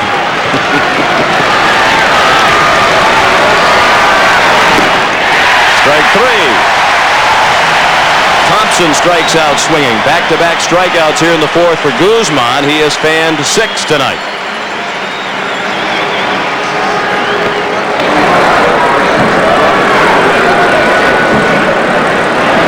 And another feature of Sky Dome along the concourse, a huge bat with the names of the members of last year's World Series Championship Blue Jay Club.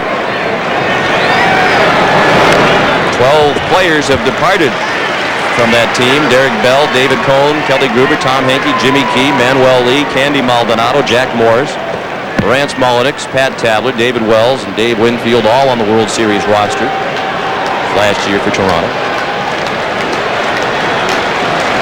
0-1 the count on Stockard, who bounced the first his first time up. They've been replaced by Rob Butler, Willie Cagnati, Tony Castillo, Darnell Coles, Danny Cox, Tony Fernandez, Ricky Henderson, Pat Henkin, Al Leiter, Paul Molitor, Dick Schofield, and Dave Stewart. Stockard to center and pretty well hit. Devon White still drifting back at the warning track. He makes the catch. Just in front of the 400-foot mark. And the Phillies go in order in the fourth after 3.5, 3-3 the score. Labatt presents the World Series on CTV. Sponsored by your local bottler of Coca-Cola. Always the real thing. Always Coca-Cola. Look, a rainbow! Where? Over there! Oh, there! Don't you see it? I can, through my Panasonic Palm Quarter color viewfinder. Where? I hardly noticed it through my black and white viewfinder, but I'm sure I got it on tape. Great, let's go see. Your camcorder tape's playing a VHS recorder? No. Oh, well, my palm quarter tapes will. Oh. So why didn't you just get a palm quarter? I don't know. The choice is obvious. The Panasonic Palm Quarter. Its tapes will play in your VCR. Over and over again, people ask me what I believe in. It's very simple. I believe in the people of Canada. I believe in the rights to dignity and security. I believe that they should go to bed at night without worrying whether or not they will have a job in the morning, whether or not their children will have a future. I believe in my plan. I believe in my people. I believe we will make a difference.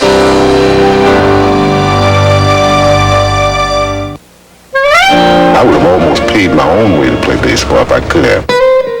The hitting was what I always liked, and I had a bat in my hand. I just felt like I was the man in command. I've been a member of the Hall of Fame since 1982. Probably one of the greatest thrills I had in life. But I've been a Card member since 1988. It works. American Express is welcomed at the Hall of Fame and at places where you don't have to be a big hitter to get noticed.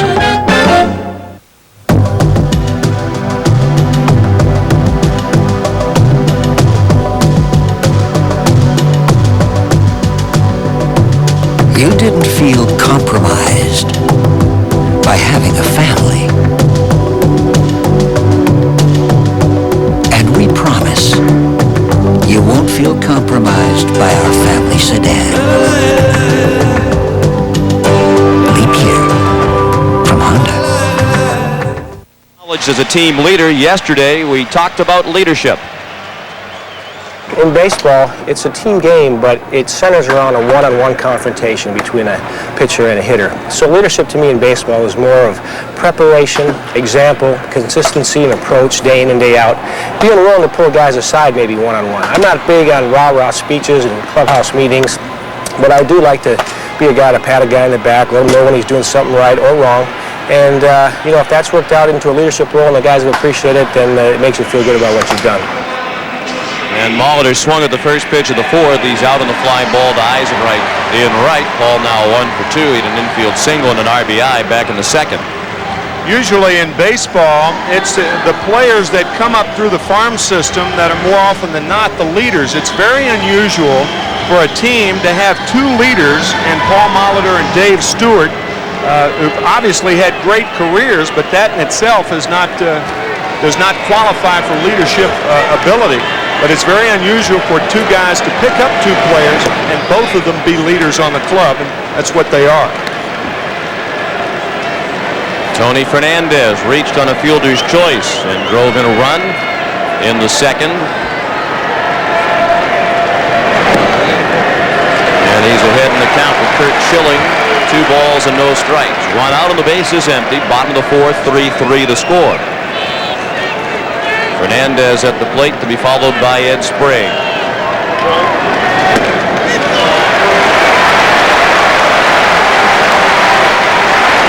And in this ballpark, we have the 2 most sure-handed shortstops in Major League Baseball history. Tony Fernandez with the lowest career rate of errors.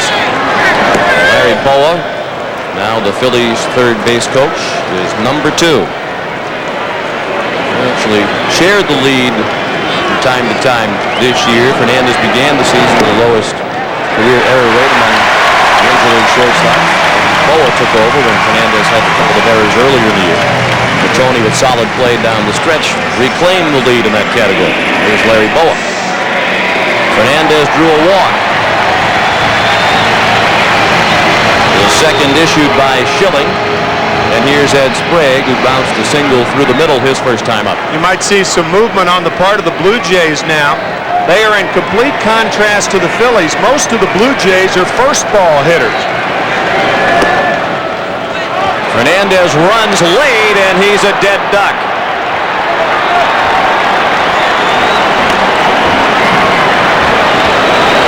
Fernandez with the delay, and Dalton was able to throw him out with ease. With the delayed steal, what a runner at first base tries to do, he tries to steal on the middle infielders, because after the pitch is through the strike zone, the middle infielders look down, and when he runs, they are usually late in covering second base, but not so Mariano Duncan.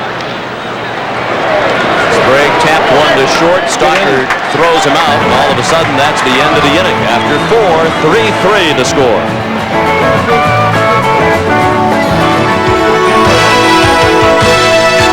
Now, with a Coca-Cola Sports Break, here's Rod Black. And hello, Canada. Hope you're enjoying Game 1. It's a good one here at the Skydome. We'll get back to it in a moment, but let's quickly recap a busy day in sports across the nation. First to the CFL, Henry Gizmo Williams taking a pass from Damon Allen going 102 yards. It was all Edmonton over the Rough Riders today. 19-1, the Eskimos 9-6. The Rough Riders fall to 3-12. Playoff time reaching the desperation point. The Argos play Calgary on Monday. Great week for Pointe Claire, Quebec's Greg Ruzetsky. It came to an end in the semifinals in Tokyo today. He lost to Todd Martin, who will play Yvonne Lendl in the championship.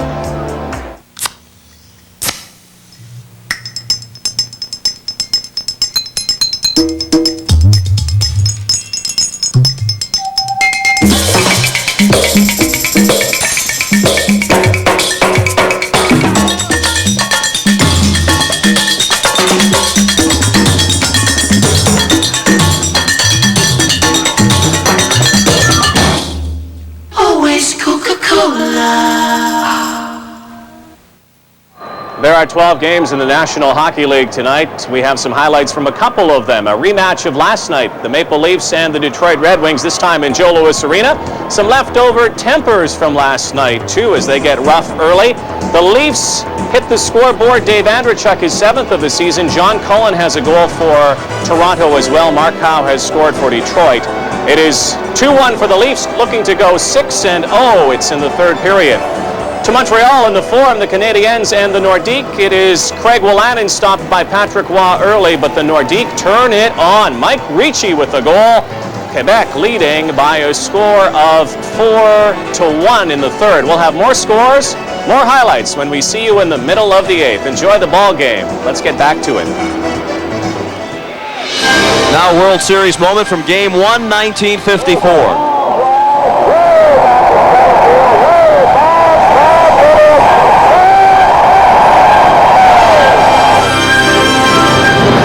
Willie Mays with the spectacular catch of Vic Wertz's drive to center in the 8th inning of that ball game with 2 men on and nobody out. It was a 2-2 game at the time. New York went on to win the game 5-2 in the series over Cleveland 4-0. Larry Doby was on second base, Al Rosen on first base. Doby went to third, and from everybody that I've talked to who saw that catch, Sean, it wasn't necessarily the catch. I mean, the catch was spectacular, but it was the throw after the catch and the wherewithal of Mays to get the ball back in the infield quickly to prevent Doby from scoring. Of course, that was Cleveland's last appearance in the World Series, 1954. Philadelphia Phillies making just their 5th appearance in franchise history in the World Series. And they're tied with the Blue Jays at 3-3 as Lenny Dykstra begins the 5th. Dykstra walked, stole second, and scored in the first. He bounced to second in the second. Juan Guzman has retired 6 in a row.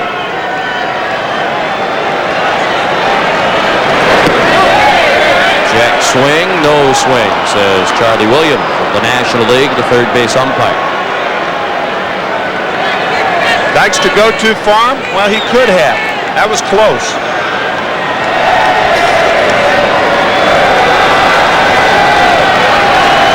Almost all replays look like the hitter went too far, however.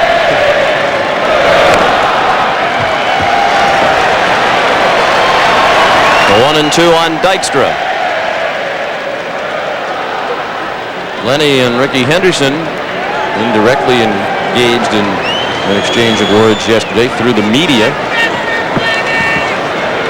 Dykstra was quoted as saying, when Ricky wants to play, he can be dangerous to the opposition, the implication being that Henderson doesn't always perform at 100% intensity. Ricky thought that Dykstra seemed to be claiming the mantle of the best leadoff man in baseball. And Ricky says 1 year doesn't make you the best leadoff man in baseball. Ricky maintains that he has earned that kind of respect with his performance over the duration of his career. In my opinion, he's the best leadoff hitter in the history of the game, hands down.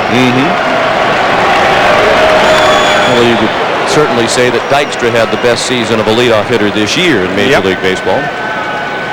Even though Henderson, before the trade from Oakland, was having a terrific year with the Athletics and by all rights should have been on the All-Star team, but didn't make it. Was left off by his current manager, Cito Gaston.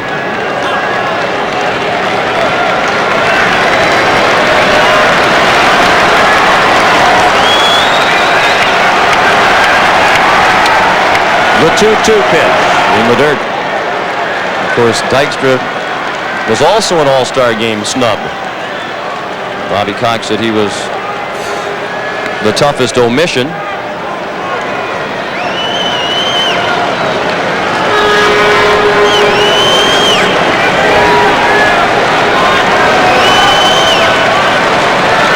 Guzman has walked 2. Both of those walks were in the first inning. He struck out 6. Payoff pitch. Sliced out of play. I think Lenny Dykstra was the toughest out in the major leagues this year because of what he just did, foul the ball back. He had 29 leadoff walks. He had a leadoff walk to lead off this game and scored a run. He is undeterred on the pitch count. 773 plate appearances this year. That's a major league record, surpassing Pete Rose in 1974. And that's a lob down the right field line, and a great catch by Alomar.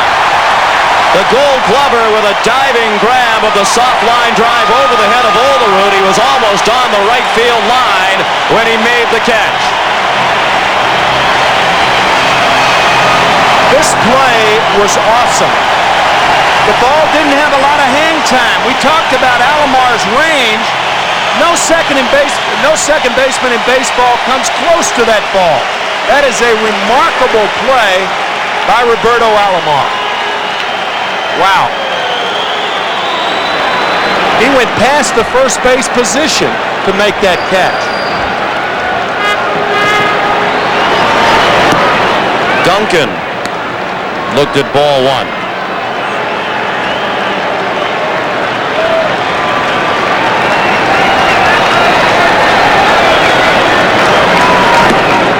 Ball 2. I don't think I've ever seen a second baseman roam from the line to second base any wider than Roberto Alomar. He is just remarkable. He made 14 errors this year, but he's never made an error in postseason play.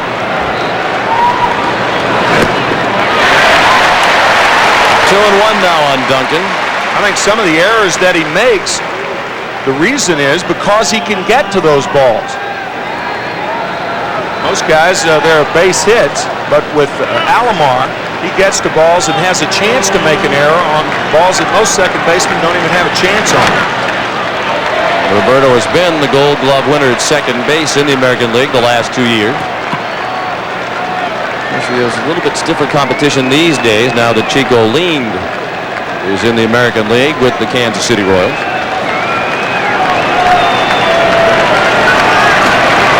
Guzman has set down 7 in a row with the help from Alomar, and that's out of play. Still 2 and 2 on Duncan. John Kruk to hit next.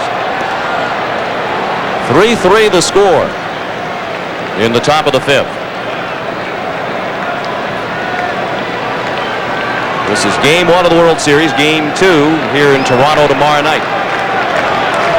Games 3, 4, and 5, if necessary, will be played in Philadelphia. Games 6 and 7 are necessary. They'd be back here.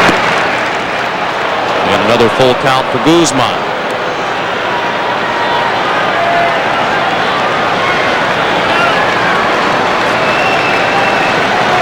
Juan's up to 93 pitches.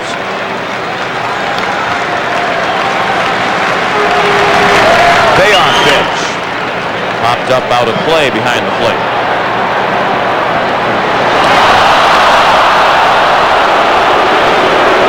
Duncan is coming into the option year in his contract, and the Phillies will have to make a decision in the offseason. If he comes back next year, they'll make $2.2 million. Obviously, with a number of players eligible for salary arbitration, Phillies' payroll is likely to go up. It almost always does coming off a successful season. Phillies payroll about half of what the Blue Jays is. Jays payroll at $51 million. And the Phillies at right around $26 million.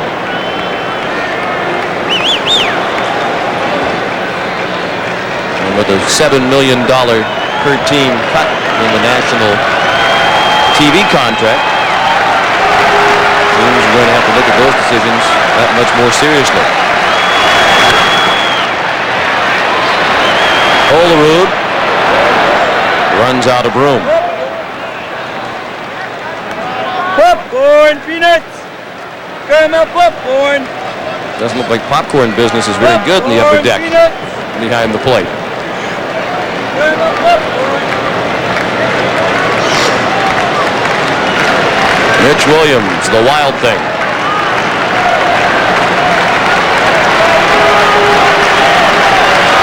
Another 3-2 to Duncan. Well hit to left. Way back toward the 375 mark. Henderson. It's off the top of the wall. Duncan on his way to third as White retrieves, and it's a triple for Mariano Duncan.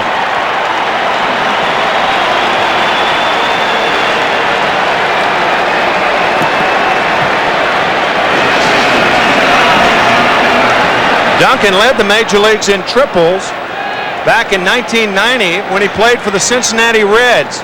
This ball just misses from going out of here. Two things, and it also just misses being caught by Ricky Henderson. A couple of inches either way. Henderson with the leap and the ball bouncing off the top of the fence, and Duncan has a triple. Now the infield will have to play in for John Kruk, a hitter's delight right here. Kruk already with 2 runs batted in tonight.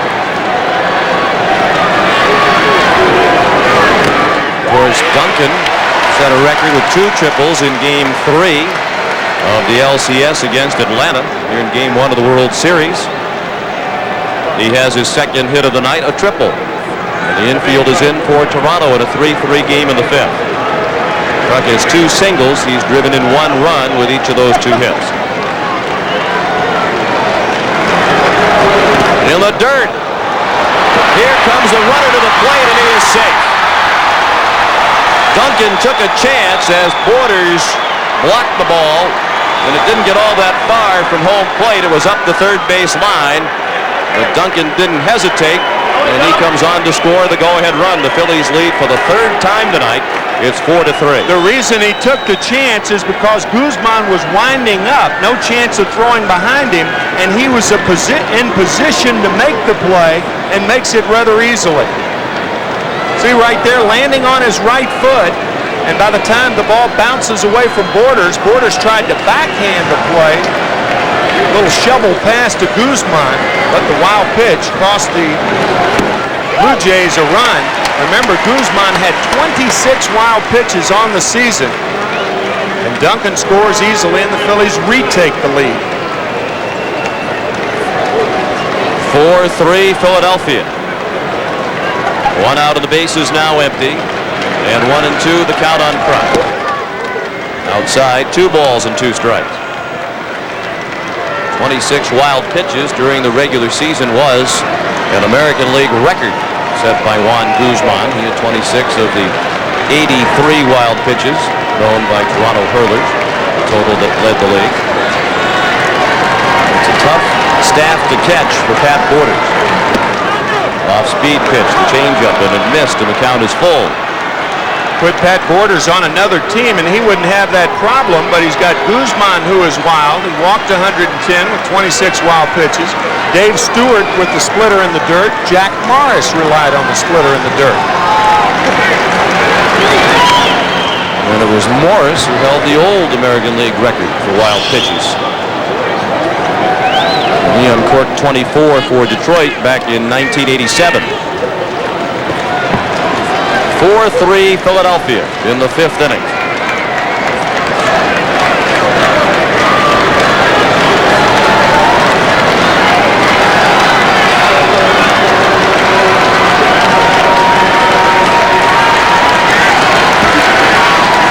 Another 3-2 to Kruk. Is ball 4. He's on base for the 3rd time tonight. The 3rd walk issued by Guzman, the first one has thrown since the 1st inning.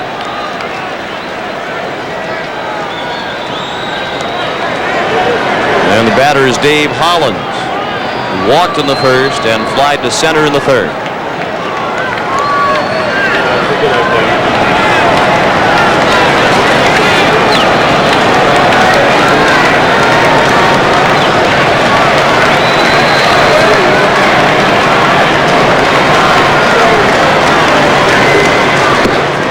Hollins is from Orchard Park, New York, which is in suburban Buffalo, and that's not very far from Sky Dome, only about an hour-and-a-half drive. And the pitch count, 105 for Guzman. And right on cue, the pitching coach, Dale Cisco.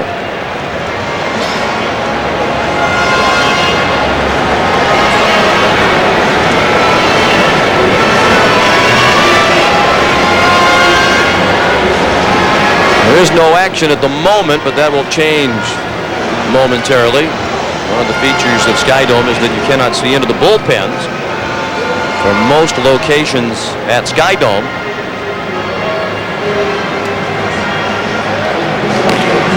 And Al Leiter is warming up. You see the sign in the background.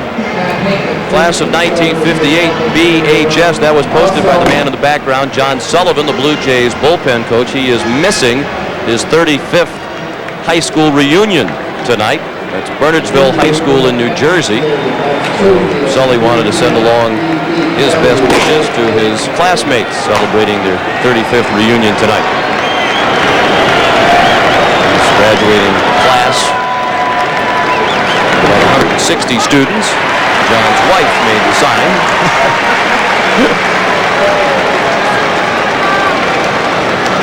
1-1 the count on Hollins.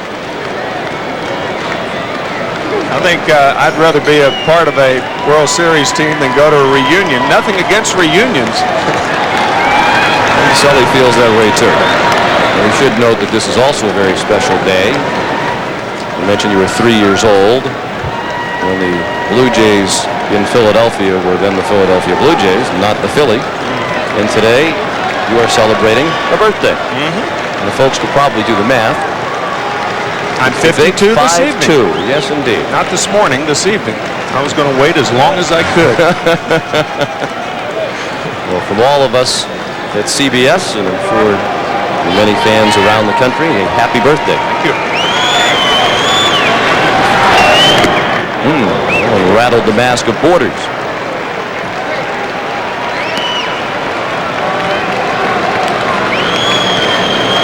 You were talking with Pat yesterday. Certainly you can sympathize with his experience as a catcher. I was interested to hear his response when you asked him, how many days this year have you gone behind the plate feeling well? And he said, oh, about 10. 10 out of 162.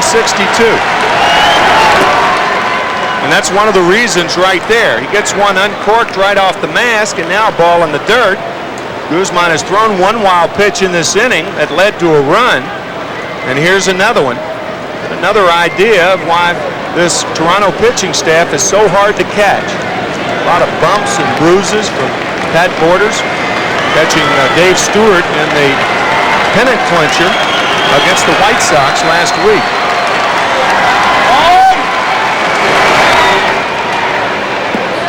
Still 2-2 on Hollins. One out. Kruk at first. One run in here in the fifth. The Phillies lead for the third time tonight. It's 4-3. We talked about that unusual move of Juan Guzman. Most power pitchers have a high leg kick. But with Guzman, he kicks the leg high and then he slides it out. That is a very unusual leg kick for Juan Guzman. And Hollins had to kick his legs out of the way to avoid ball 3. Most right-handed pitchers are the power pitchers either kick the leg up real high or have the slide step. Well, Guzman has both.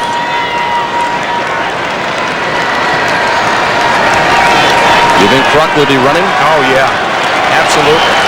Phillies with the lead. He does run on a 3-2 pitch, bounced down to first. Olerud looked at second, but he knew that Kruk was off with the pitch. So Jim Fregosi's decision to move the runner kept him out of the double play. Yeah, that's one of the reasons you do it. You send the runner to stay out of the double play. Ideally, as an offensive player, you'd obviously like to have first and third in that situation. Like to have a home run, but things like that, they don't happen that often. But the play is designed to first and third them and to stay out of the double play. And now Dalton will be walked intentionally. To put runners at first and second. And they'll take their chances with Jim Eisenreich. You know, it's tough to walk batters intentionally with a guy like Guzman pitching because he walks a lot of guys anyway. Sometimes an intentional walk can lead to a big inning, even though Eisenreich is 0 for 2 on the night. Gaston doesn't gain anything in terms of righty versus lefty. Eisenreich is a left-handed hitter, as is Dalton.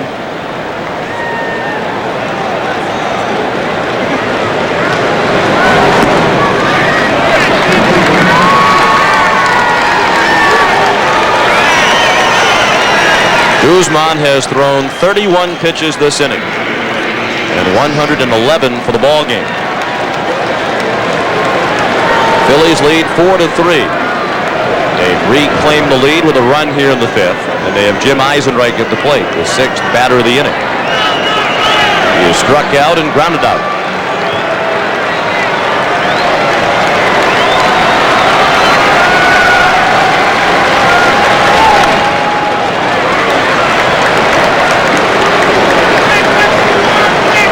First pitch to Eisenreich at 95 miles per hour. He fouled it straight back and out of play.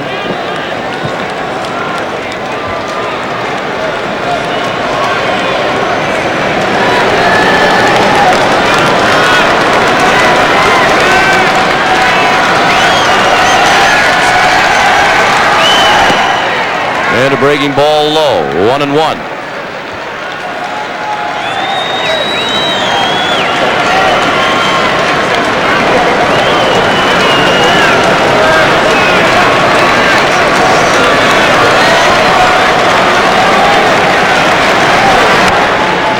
Pulled foul past Mel Roberts in the first base coach's box.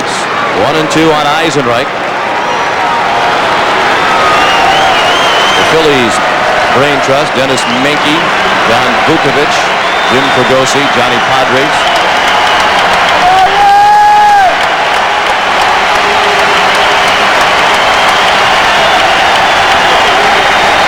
The 1-2 in the dirt. Another good block by Borders. Cito Gaston said before the game tonight Borders probably should have caught fewer games than he did this year, but Cito notes Borders is one of those guys who can't stand to come out of the lineup. Sometimes you just have to tell the player, too bad, you're not playing tonight.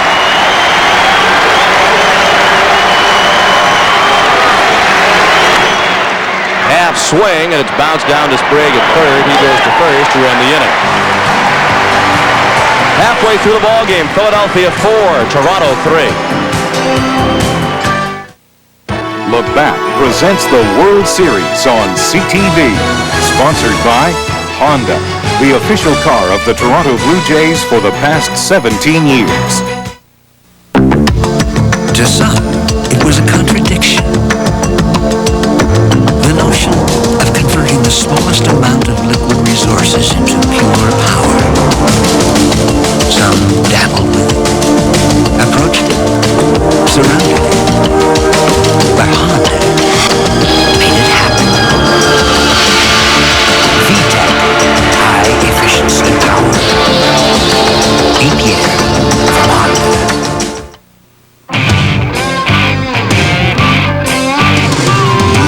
Some action, some sweet distractions.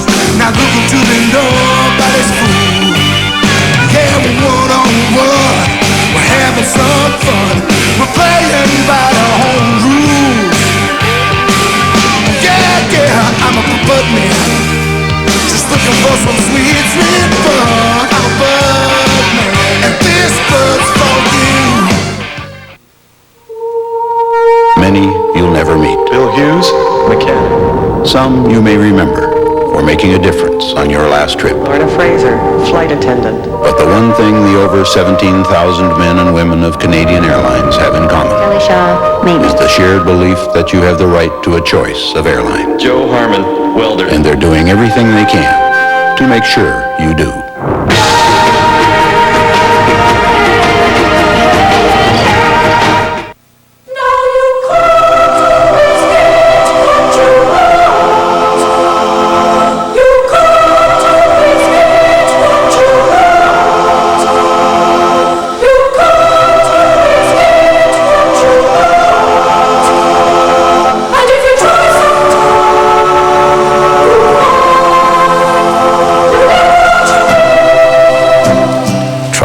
Mutual funds, we manage to outperform.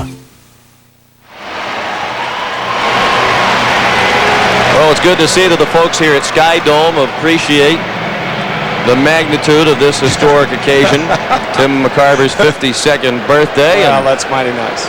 Look at what our crew has whipped up for you. Our producer, Bob Degas, and our director, Bob Fishman, spent all day in the kitchen today. No, that's very nice. After 4 years, it's a piece of cake. Hope you're hungry. I am. Look at the size of this.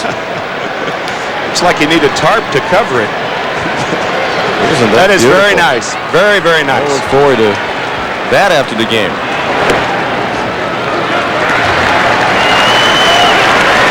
It's good to see at age 52 you can still blush. Oh, that is very nice. That's a big league cake right there.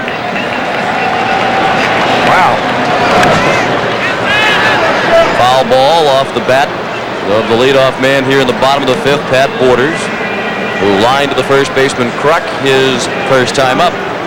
So it's comeback time again for Toronto. They find themselves trailing for the third time tonight. Borders, then the top of the order, Ricky Henderson and Devon White against Curt Schilling.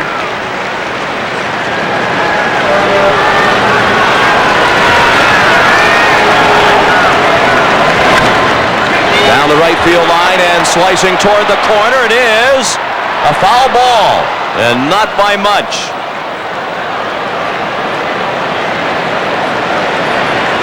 Right field umpire Dana DeMuth is right on top of the play, and this is one of the reasons that in postseason play you have a right field umpire, but that ball slicing toward the line really doesn't have a lot of room. It actually hit the wall before it landed foul, but had that wall not been there, it'd have been about 4 feet foul. That's part of our new contest too. Hit a CBS Sports banner, win a cake. Sorry. Didn't last long. Pat Borders honing in, trying to take it away from you very quickly. I don't think he actually hit the sign, though. So you get to keep the cake momentarily at least. Strike three. Borders called out on strikes.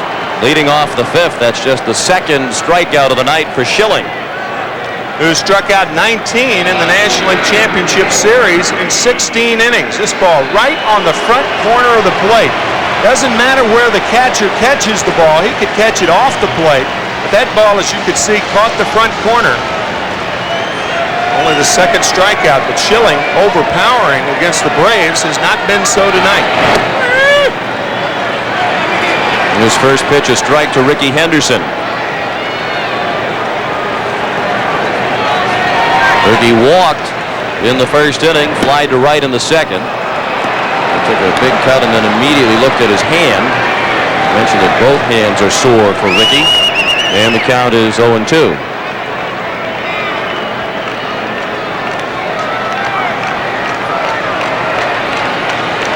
Pat Gillick, the Blue Jay general manager, has acknowledged that if he had it to do over again, he probably wouldn't make the Henderson trade. Duncan throws him out. Ricky went sliding into first, head first, but it was too late. 2 down in the 5th. Tomorrow on the NFL Today, join Greg and Terry for all the latest NFL news, including a special look at 49ers quarterback Steve Young. Is he ready for the NFC Championship rematch versus Dallas? Jimmy Johnson talks about the Cowboys' chances, plus an update on Bernie Kosar and Warren Moon as they ride the bench. Our studio guest tomorrow is Eric Dickerson. It's all tomorrow at 12:30 Eastern on the NFL Today. It's all you need to know.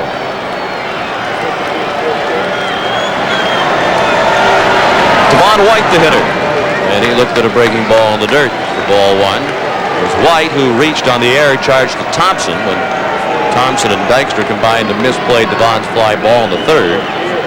He scored an unearned run, charged to Schilling in the 3rd. Out of play to left, 1-1 on White. He mentioned during Devon's first at bat that he was born in Kingston, Jamaica, came to New York City when he was 9, didn't play baseball until he was 9 years old. He was a soccer and a cricket player. And a little bit later on, you will explain to us all the rules of cricket. Without being a good low ball hitter, you have to be in cricket. Devon's father, as a matter of fact, was one of the famous cricketers from Jamaica.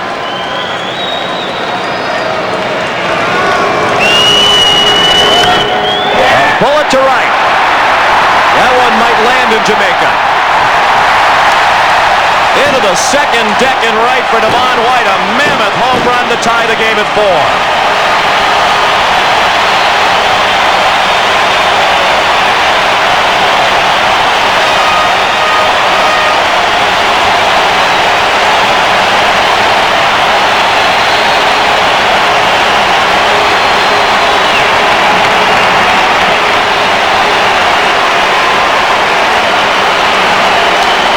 Like a splitter or a slider, but not for long.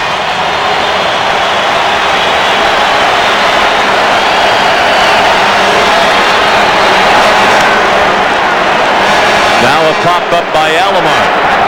Collins in foul ground, puts it away to end the inning. But the Blue Jays have tied it again on the home run by White, 4-4 after 5. This is CTV, Canada's official network of the Olympic Winter Games.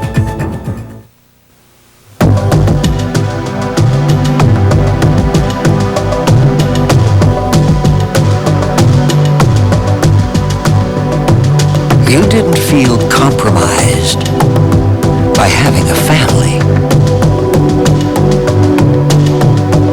And we promise you won't feel compromised by our family sedan. Leap year from Honda. Prime Minister Kim Campbell's job plan. Most new jobs come from the small business sector, and our plan will encourage more.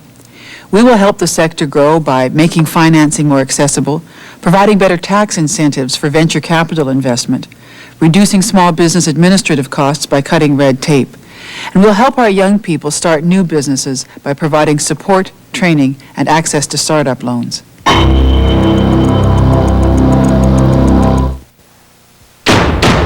Discover the SO Tiger. Spirit of service.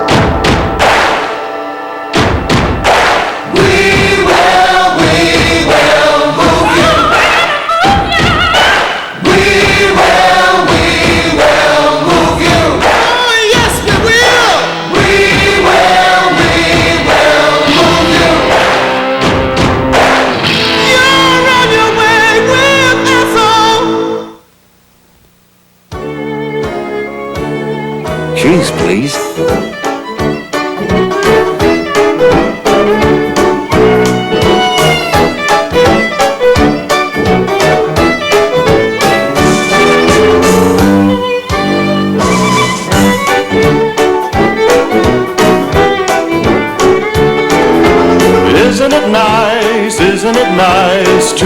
a taste for life. Canadian cheese, please. Labatt presents the World Series on CTV. Sponsored by Honda, the official car of the Toronto Blue Jays for the past 17 years. Came off the mound after having surrendered the game-tying home run to Devon White. So it's 4-4 as we go to the sixth. The line scores again identical. And after 5 innings by Juan Guzman, Cito Gaston has handed the ball over to Al Leiter.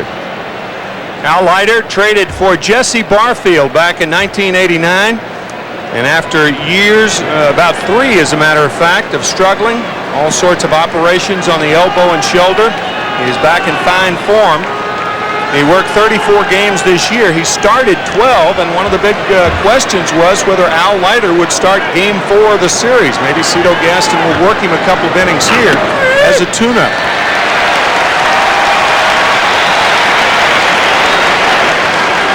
Leiter's first World Series pitch, a strike to Ricky Jordan, who is happy that Guzman has departed. He struck out twice against Juan. That's fouled out of play and right. Into the crowd of 52,011. Leiter 6'3", 215 pounds. He'll turn 28 years old 1 week from tonight.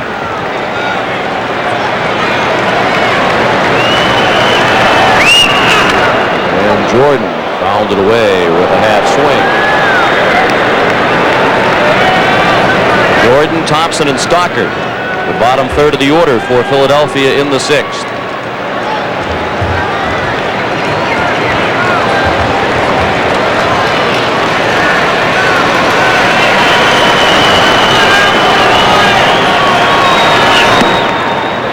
Up and in, 1-2.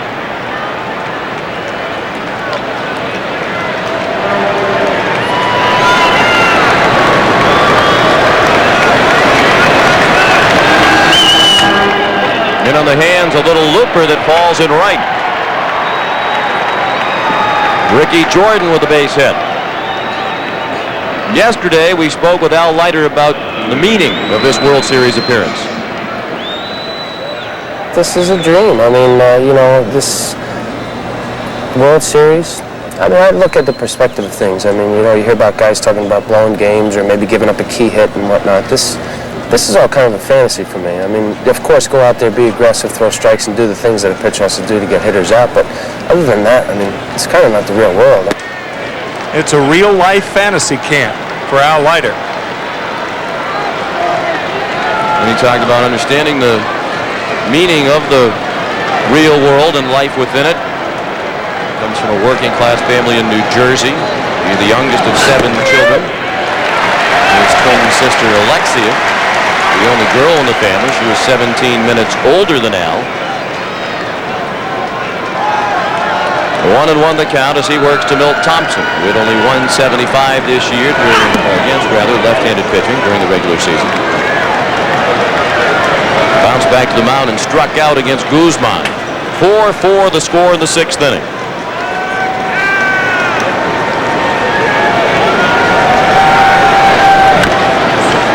Chopped to short.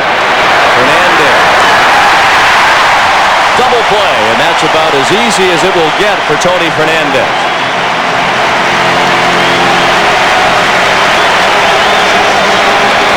One hopper to Fernandez. You may be wondering, well, why didn't Jim Fregosi use Pete Incaviglia? He's got the right-handed hitter on the bench.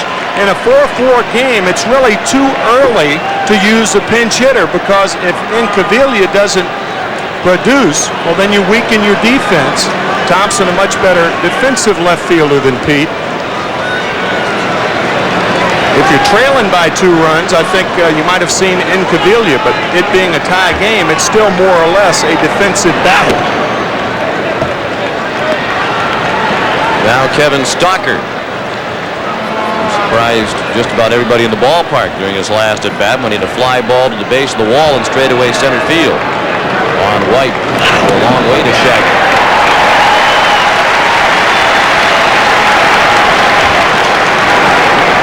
You can't see into the bullpens here, and consequently, when Those in the bullpen are at field level. They can't see the action through the fence, so they have raised seating in each bullpen. Check swing and a ball low and in. 2-1 on Stockard.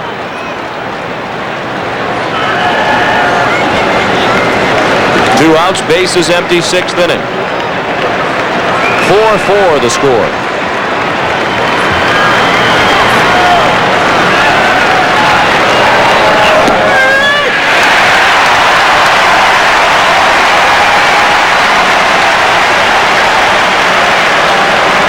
Right on the corner to Stockard.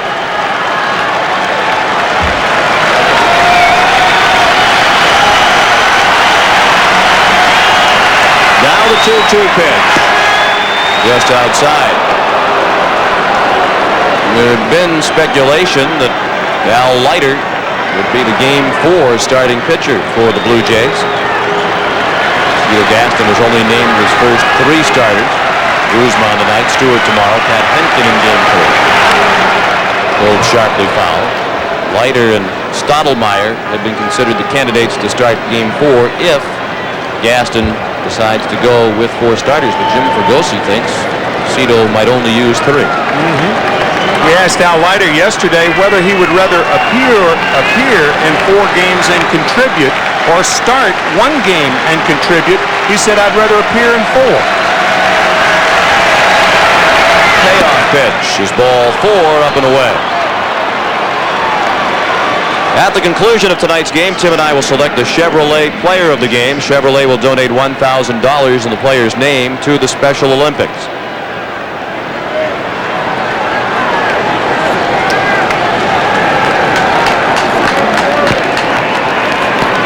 Top of the order around for the 4th time for Philadelphia, Lenny Dykstra.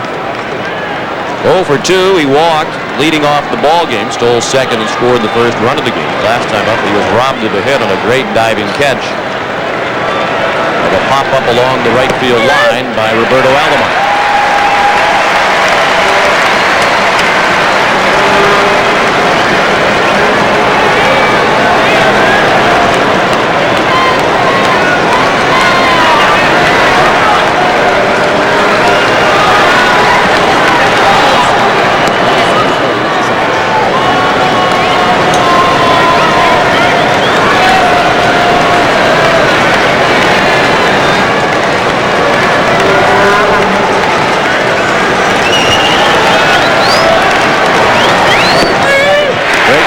Strike 2. 0-2 on Dykstra. Now it's more of a running count than it was earlier because the count 0-2 as Stockard is thrown out. Then Dykstra leads off the 7th inning.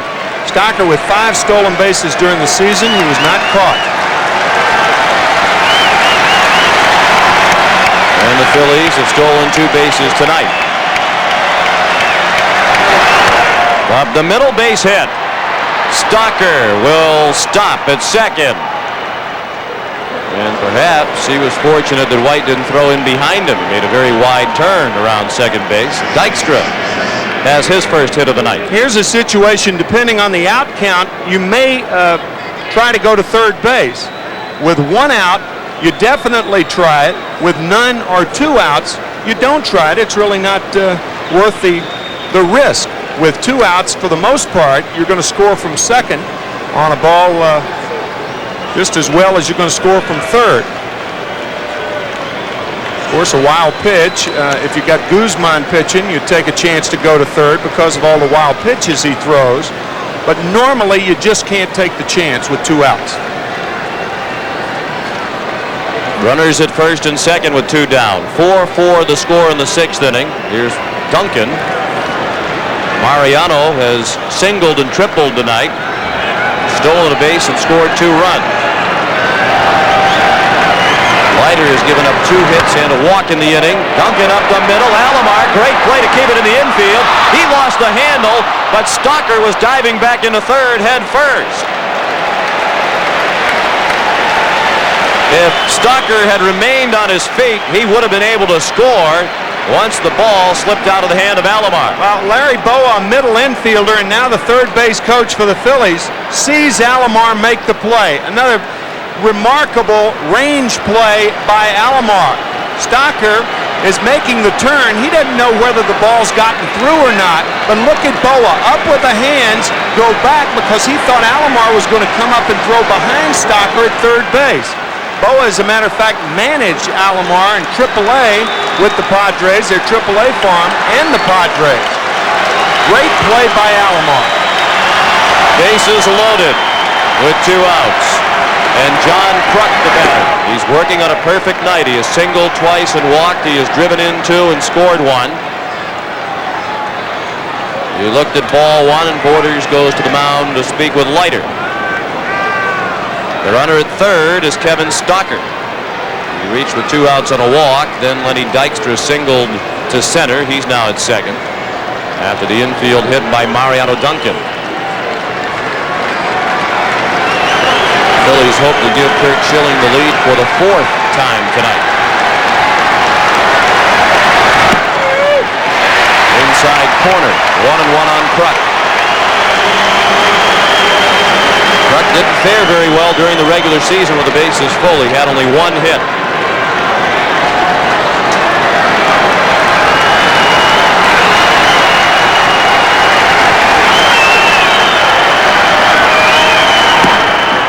Breaking ball went around the inside part of the plate. 2-1.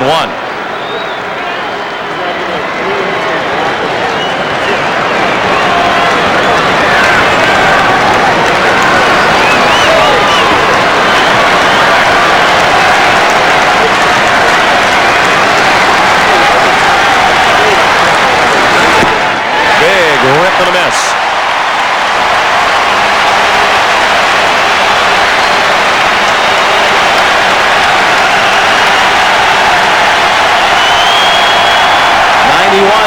Per hour on the Leiter fastball. He'll try to emerge from this inning unscathed, despite having surrendered 3 hits and a walk. The 2-2, low and away. And now there will be all kinds of movement with a 3-2 pitch and the bases loaded, 2 outs. All the runners will be off with the Leiter delivery. Leiter's winding up, and he should be stretching. On a short double long single, that allows the runner at first to score. The runners go, and Kruk strikes out. 3 hits and a walk, but no runs for Philadelphia in the 6th. We'll return to Sky Dome after this message and a word from your local station. A CTV News Update, brought to you by Canadian Tire. Here is Sandy Ronaldo. Good evening. Some stories we're following. The United Nations approves the naval blockade of Haiti. The ring of containment tightens as Canada prepares to join American warships in the waters around Haiti. And Lucien Bouchard unveils his party's foreign policy platform. Back in a moment. It happens about 52 times a year, generally after the second cup of coffee. It's called Saturday. And for a lot of people, it means a trip to Canadian Tire, where Canadians can buy products they're proud to own at the price they want to pay. Top quality, guaranteed low prices. Maybe that's why people have been coming back for over 70 years of Saturdays. And all the other fine days, too. There's a lot more to Canadian Tire for a lot less. Also ahead tonight, the warm-ups are over. Let the games begin. Details on the CTV News. Dreams. Not just for yourself, but more for your kids. Yeah, hoping the future will be okay and they'll be happy. Sharing. You know, not seeing everything the same old way. Yeah, like having an appreciation of how other people live. Saying that's one thing. Meaning it? Well, that's another. Bank of Montreal. We're paying attention. Great. But as customers, we'll be watching. This is your standard living room. Seating for 8 with all the comforts of home. Our living room also has seating for 8 with all the comforts of home. The only difference is, ours comes with a 4.3-liter V6 engine, standard 4-wheel anti-lock brakes, a driver's side facial airbag, and the most towing capacity in its class. Introducing the 1994 GMC Safari.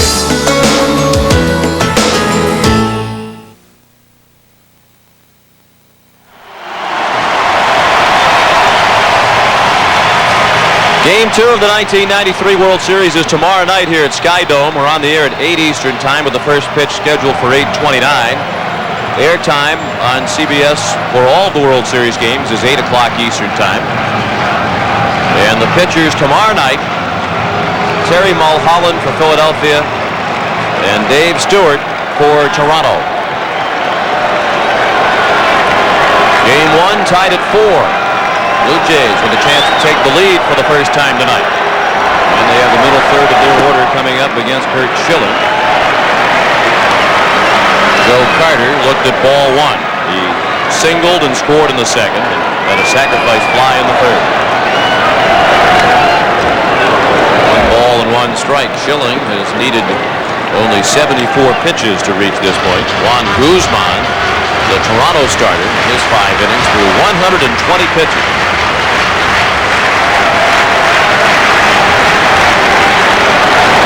Guzman surrendered 4 runs on 5 hits. He walked 4. One of those was an intentional walk. He struck out 6 through a wild pitch.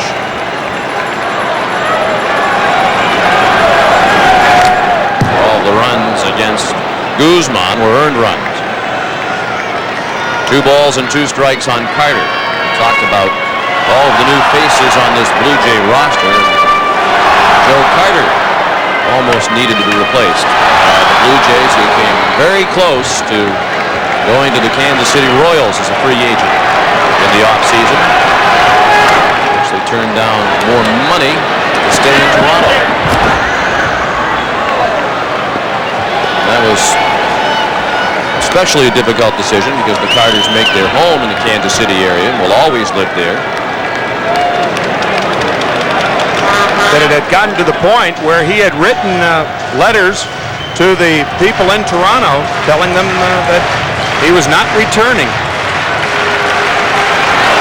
And his agent had collaborated to write an open letter to the fans that they hoped would be published in the Toronto paper.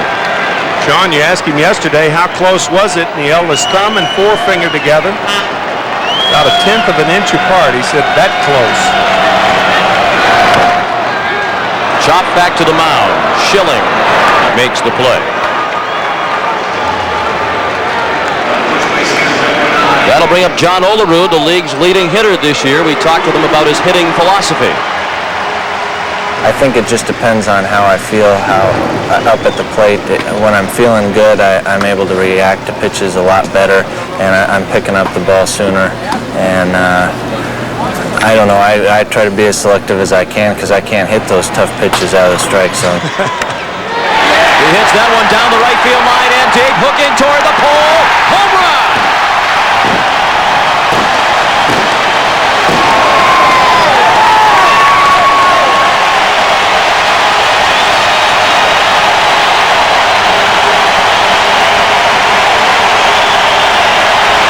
John Olerud gives the Blue Jays their first lead of the night. It's 5-4 Toronto.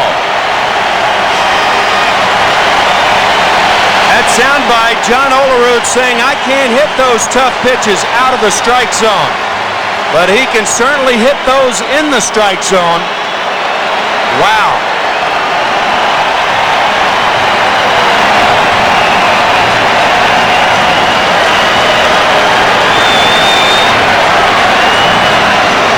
Second home run of the night for the Blue Jays. Devon White hit the first last inning to tie the game at 4-4. It's the second postseason homer of Olerud's career. He hit 24 during the regular season. And Toronto leads for the first time tonight, 5-4 in the 6th inning. Schilling has now given up 6 hits. Paul Molitor thrown out by Duncan. Molitor now 1 for 3. He had an infield single to pick up an RBI back in the second. You know, when you think about it, Olerud swings like Devon White runs. Devon White with that loping, smooth, and easy stride of his, and Olerud with that smooth, easy swing of his. John said his goal for this year was to hit 300 for the first time. Certainly exceeded that expectation and then some. Tony Fernandez, the batter. Action again in the Philadelphia bullpen. Ben Rivera was up earlier. Now it's Roger Mason. The bullpen coach Mike Ryan looking on. Back to a breaking ball miss. 2-0 on Fernandez. Cito Gaston said it was a big lift to Olerud when they acquired Fernandez in the trade from the Mets. It gave John a little bit more protection. Tony chops one to second. And Duncan throws him out. But the Blue Jays have the lead, courtesy of the home run by Olerud after 6, 5-4 Toronto.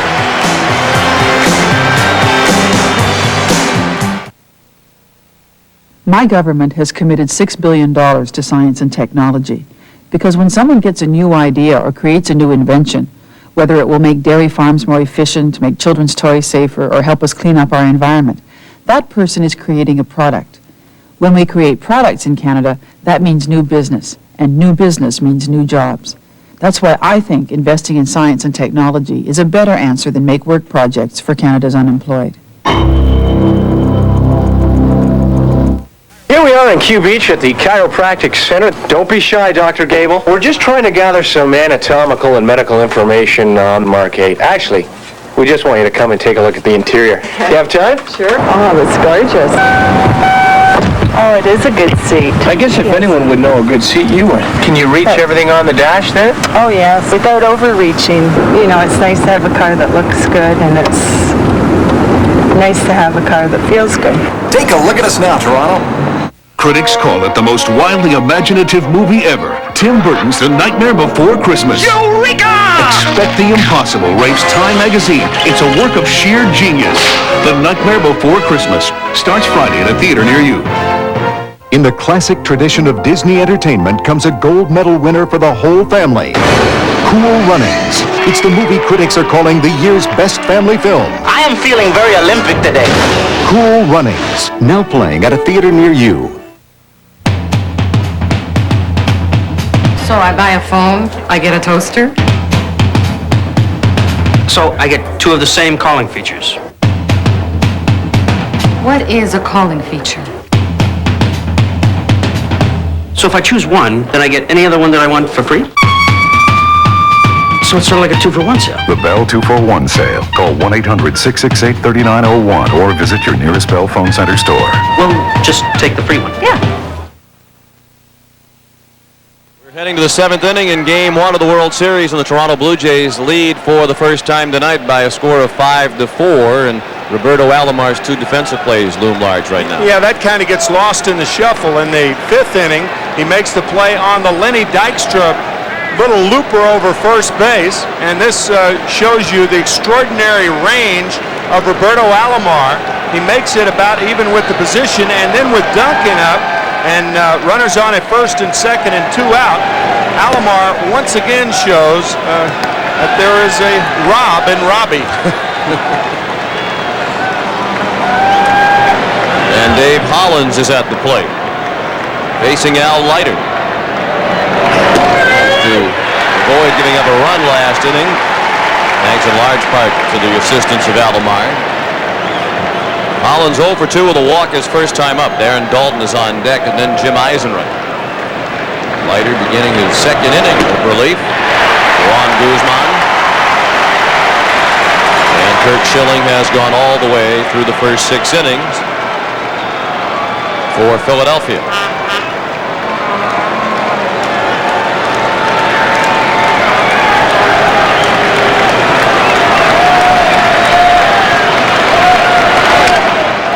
Broken bat, dribbler down to third. Sprague on the move. Nice play.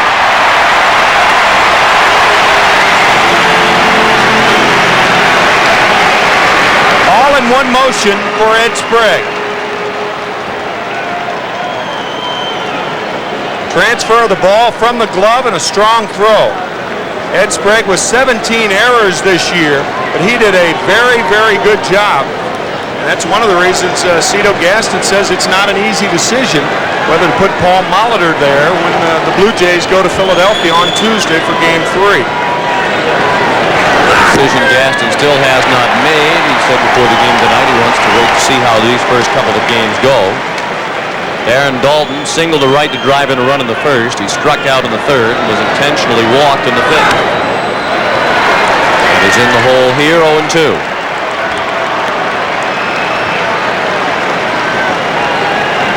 It wasn't all that long ago that Al Leiter experienced what he called the lowest of several low points in his career. That was in 1991. And he spent much of the year at Dunedin in Florida on 2 injury rehabilitation assignments. He and his wife, and at the time they were newlyweds, were in a hotel.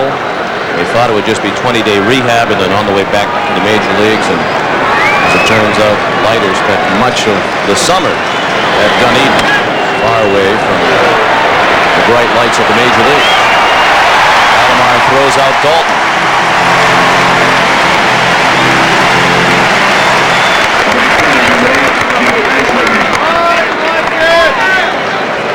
As we mentioned Dunedin, that's where the Blue Jays hold their spring training, and the Phillies train in Clearwater. Their 2 spring training ballparks are only about 5 miles apart. And as a result, they do see a lot of each other in the spring. Played 4 times in spring training to the Phillies and the Blue Jays. The Phillies won all 4, prompting Cito Gaston to make the Phillies his pick to win the National League East before the season began. So that's why you're picking the Phillies. He said, well, we can't beat them, so they must be pretty good. Cito Gaston and Jim Fregosi, very close friends. They belong to the same country club, Crescent Oaks Country Club in Tarpon Springs, Florida. Fregosi said they don't play much golf together, but they have met from time to time at the 19th hole. Charlie Williams said it was not a swing by Eisenreich, who's 0 for 3 tonight. Wow. Tough pitch to take and a tough pitch to call a ball. That's a swing. I thought the pitch was a strike, too. No question about that one. Leiter works a 1-2-3 inning. 7th inning stretch in Toronto. The home team has a 1-run lead. Labatt presents the World Series on CTV. Sponsored by Bell Canada.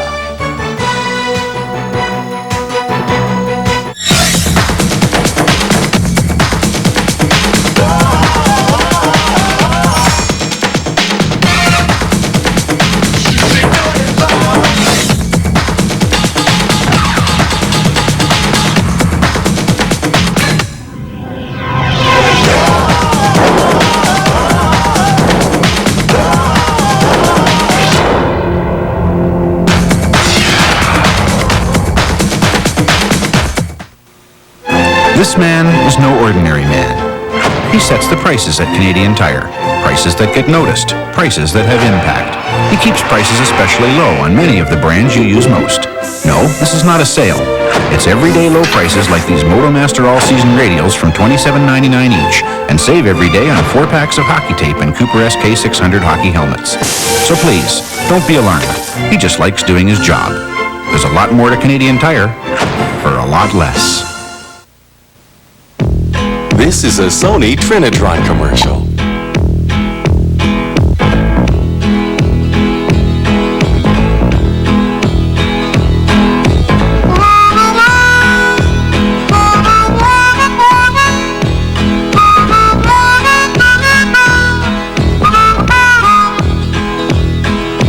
Sony Trinitron, designed to last.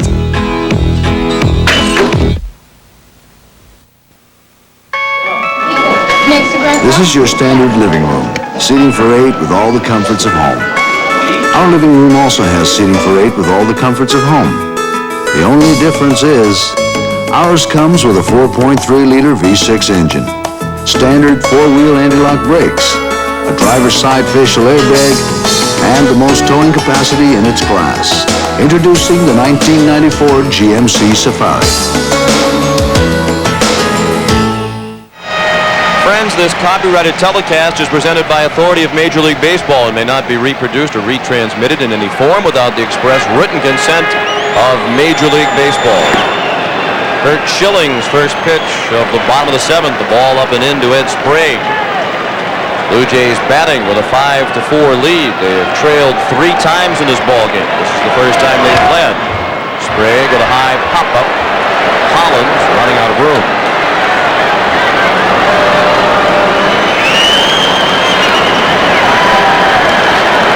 There is action in the Philadelphia bullpen. The right-hander is Larry Anderson and the lefty David West.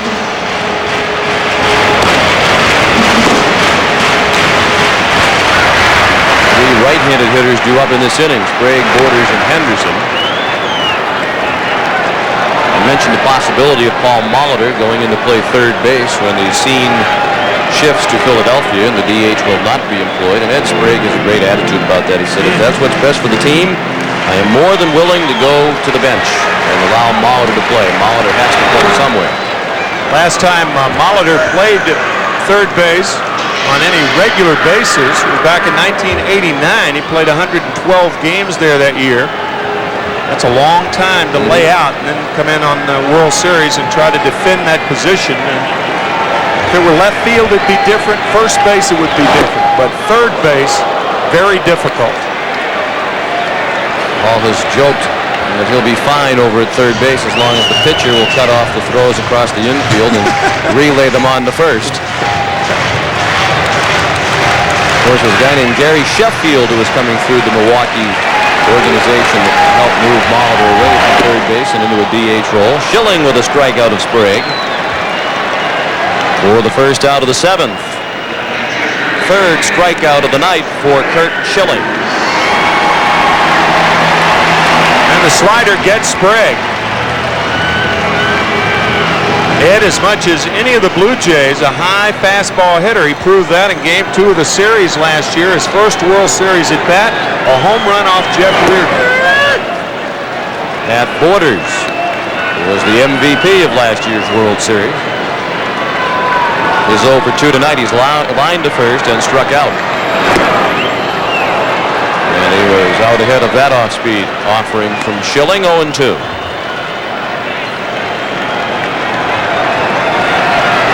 Toronto leads 5-4. The Blue Jays bat in the 7th. 1 out and the base is empty. That's well hit up the middle. Duncan couldn't get it. And Borders has his first hit of the night. The Blue Jays 7th. Good piece of hitting. Borders does not try to pull the slider. He hits it hard the other way, and it goes under the glove of Duncan.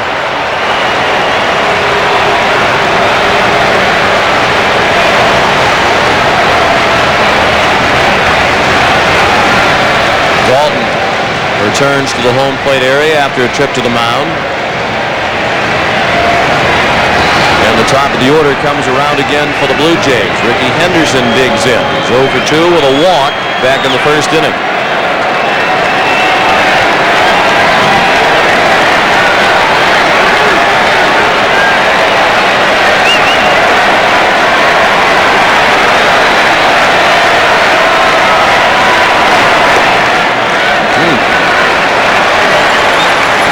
Tough to tell where that one missed.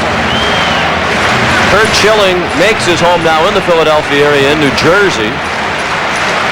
We're up in Arizona, but he was born in Alaska. And as Pat O'Brien told you during the pregame show, he's the first native of Alaska to start Game 1 of the World Series. He's actually boasting of the northernmost birthplace of any Game 1 starter in World Series history. Anchorage sits on the 62nd parallel.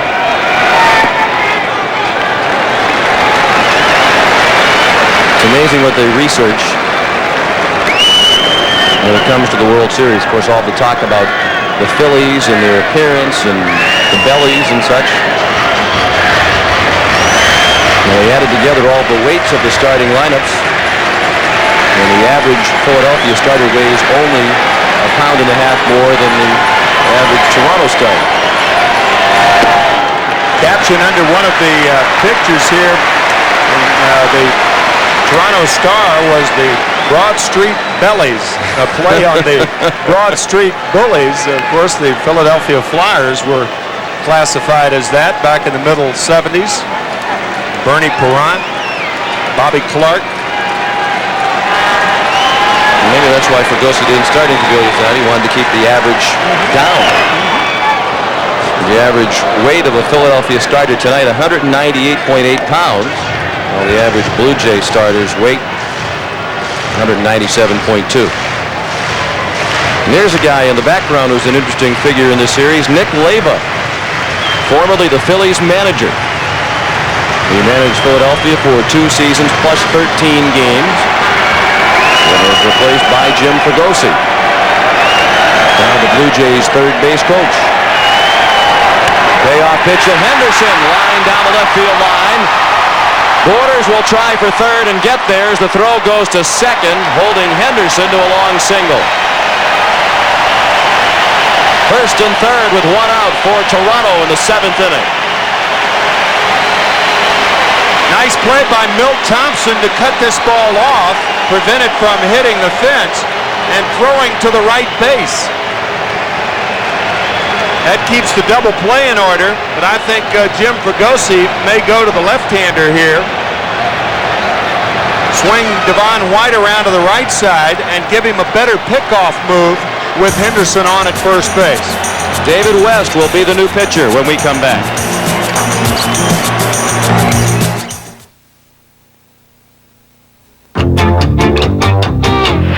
You didn't choose your face.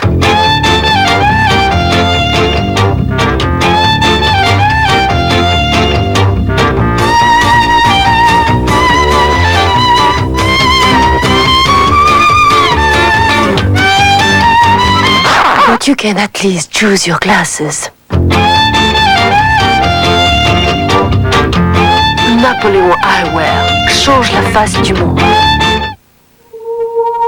Many you'll never meet. Bill Hughes, mechanic. Some you may remember for making a difference on your last trip. Lorna Fraser, flight attendant. But the one thing the over 17,000 men and women of Canadian Airlines have in common is the shared belief that you have the right to a choice of airline. Joe Harmon, welder. And they're doing everything they can to make sure you do.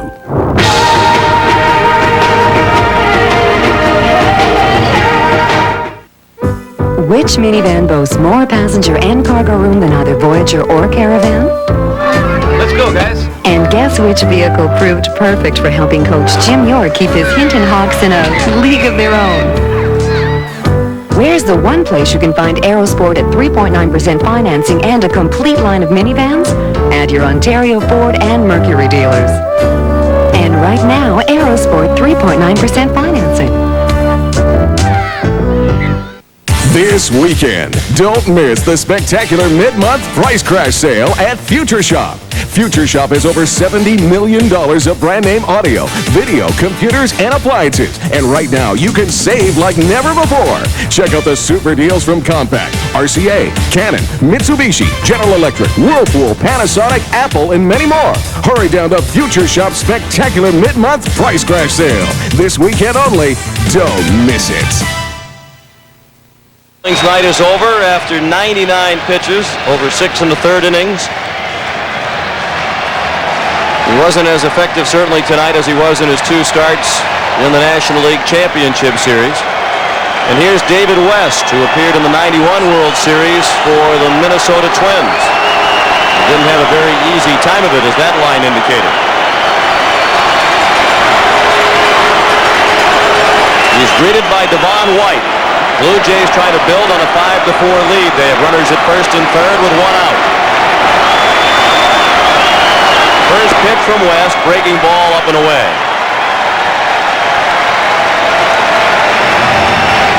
That is Colleen White, Devon White's wife, looking on in the Blue Jays live section.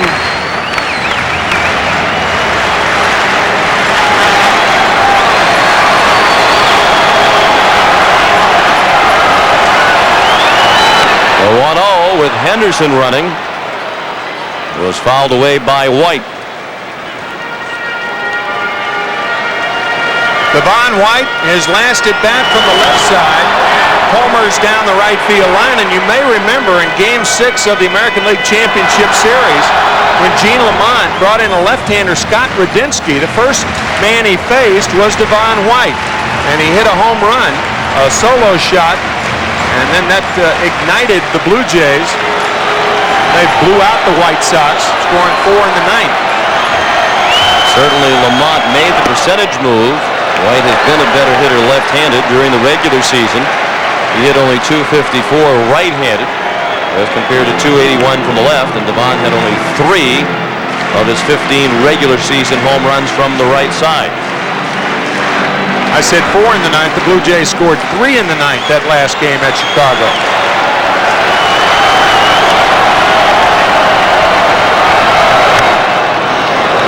Two balls and 2 strikes. David West trying to erase the memory of his 2 appearances in that '91 World Series while with the Twins. He faced 6 batters and retired none. He allowed 2 walks and 4 hits, including a home run to Lonnie Smith. So his World Series ERA is infinity.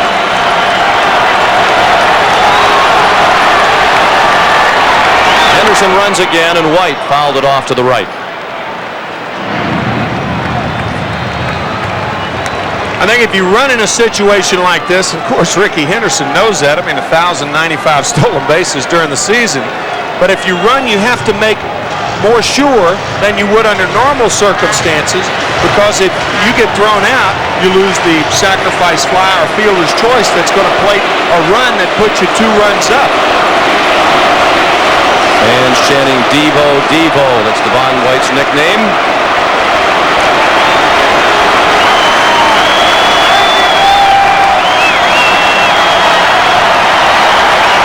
The 2-2 pitch. Well hit down the left field line. Fair ball. Borders in to make it a 2-run lead. Henderson to third. Throw to second. Not in time. And the Blue Jays lead 6-4.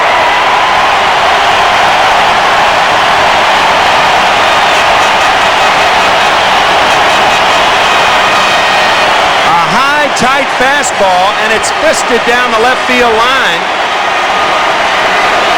White had 42 doubles during the regular season,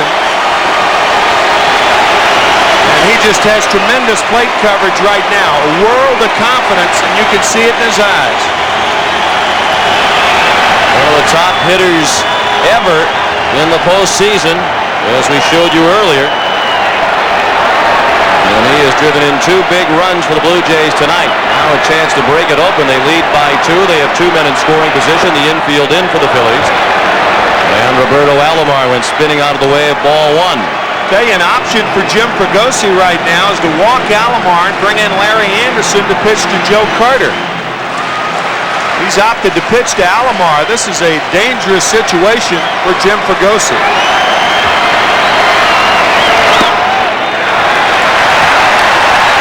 Alomar, the only Blue Jay not to reach base tonight.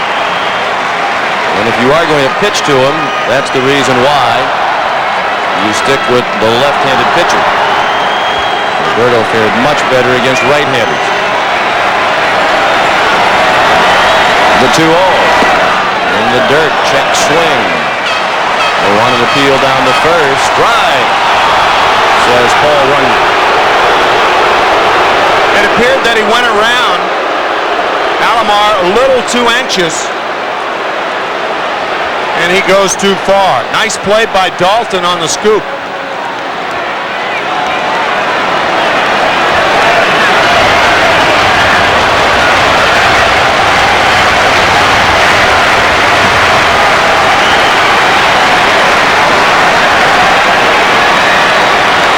The 2-1 from David West, fouled out of play to the right.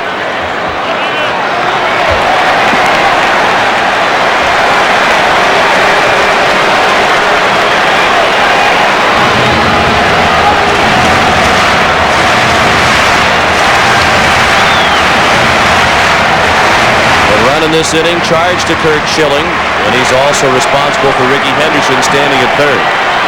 White at second, the responsibility of David West. The 2-2 pitch, fouled out of play.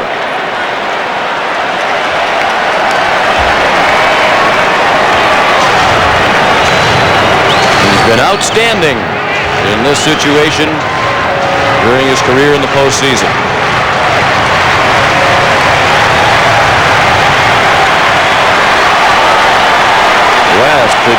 the strikeout. The 2-2. Ripped down the line, fair ball to score 2.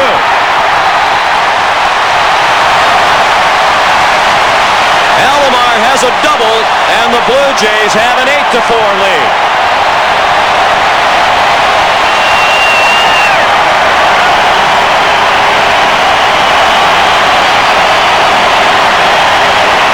And David West still hasn't gotten anybody out in World Series play.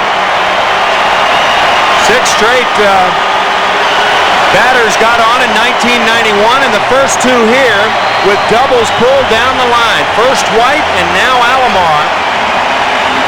And remember, Fregosi did have the option of walking Alomar, but you know what he's looking at? He's looking at Alomar's production from the right side and opted to go that way.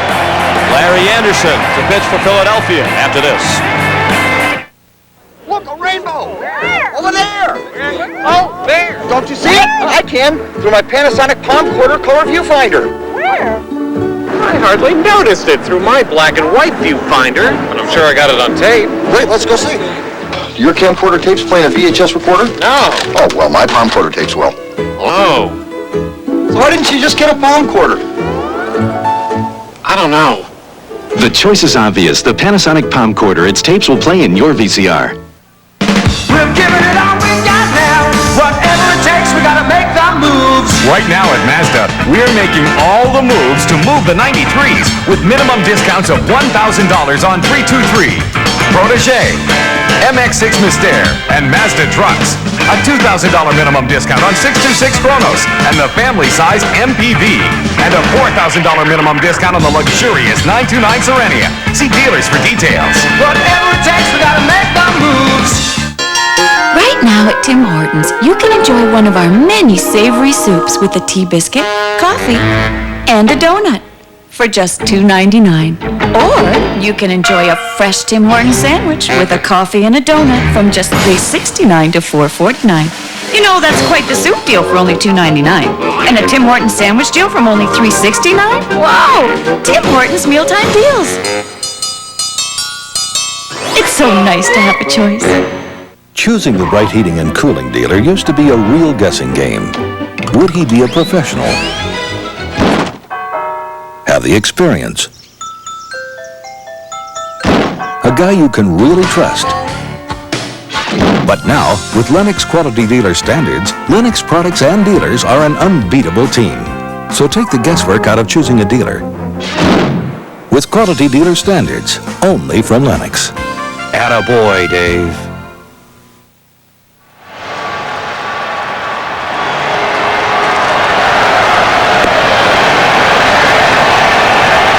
David West faced 2 men and gave up 2 doubles. The first to White, the second to Alomar, and the new pitcher is Larry Anderson. Larry Anderson, the oldest reliever in the National League. He's over 40.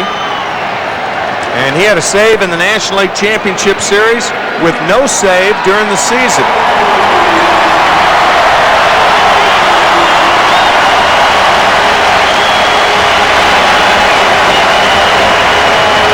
He did a very solid job during the regular season as the right-handed setup man for Jim Fregosi. And he's on to try to put out the fire. The Blue Jays have scored 3 times here in the 7th, and they have Alomar at second, still only 1 out, and the batter is Joe Carter.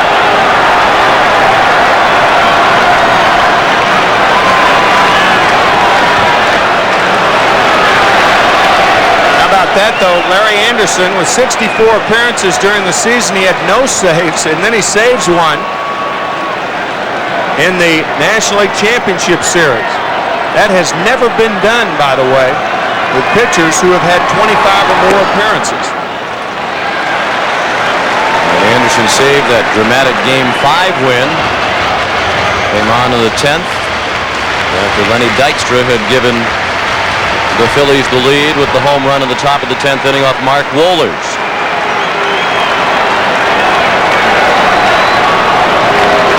He looked to second to keep Alomar close.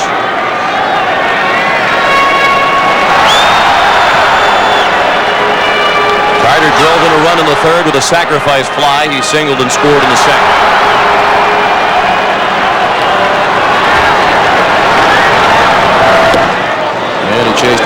the strike zone.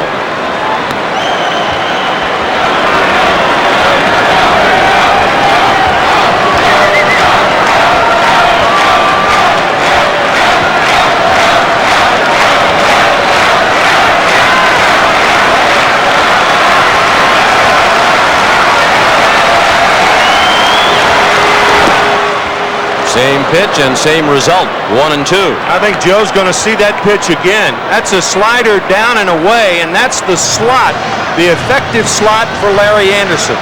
Away to right-handers, and the more he gets ahead, the more he'll move off the plate. So if you're Joe Carter now, you ought to be looking away. Alomar takes off, Carter strikes out, Dalton doesn't try the throw. So Anderson went right back to the same pitch to get Carter for the second out of the inning, and Alomar a stolen base. Alomar had 15 steals of third on the season. He and Ricky Henderson tied for the most. I think had Carter not swung at the ball, then Dalton goes ahead and makes the throw. But because after Carter swung, there are 2 outs, there's no sense in taking the chance of throwing to third.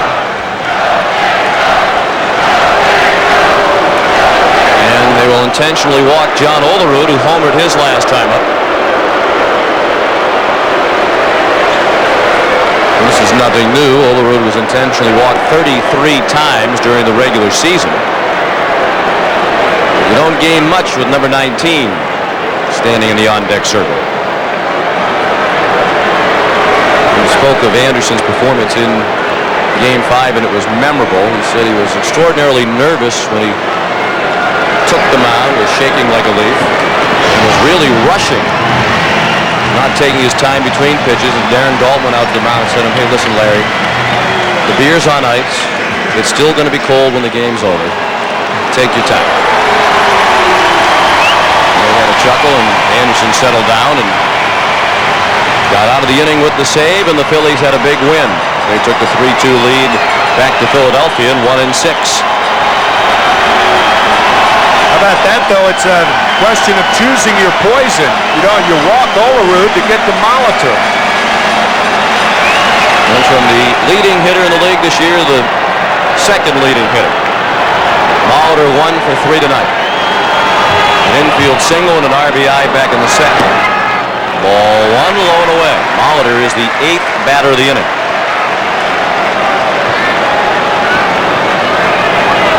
Blue Jays lead 8-4 in Game 1. Game 2 is tomorrow night, airtime 8 Eastern time here on CBS, with first pitch scheduled for 8:29. Terry Mulholland, the lefty, for the Phillies. Dave Stewart, the MVP of the ALCS with his 2-0 record against Chicago, will be on the mound for Toronto.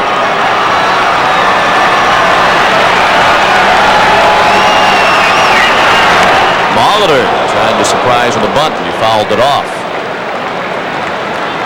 Catching Dave Hollins back at third base, and if nothing else, that'll bring Hollins in.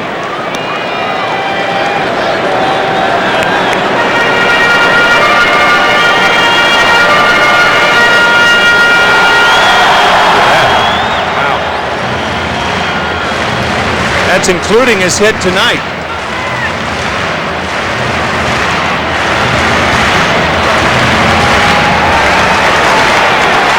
For Toronto. We're in the 7th inning. Runners at first and third with 2 outs.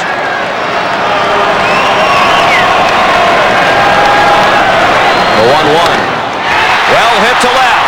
Thompson drifting back at the wall. And a great catch. Reminiscent of his catch off Mark Lemke in the League Championship Series. Milt Thompson to the wall to take an extra base hit away from Paul Molitor.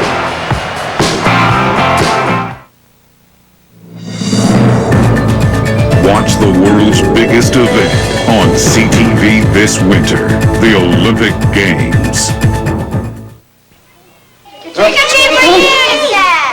Now, this makes a lot of sense on Halloween. UNICEF boxes. I mean, when you think that over 1 million kids in Canada will knock on doors this Halloween, the money they collect in UNICEF boxes will go a long way to help UNICEF's children around the world. So encourage your little goblins to go trick-or-treating for UNICEF. Now, who wants my autograph? Can we have some candy instead? Not until you've had my autograph. On Saturday, October 23rd, something is going to change the way Canadians listen to the blues.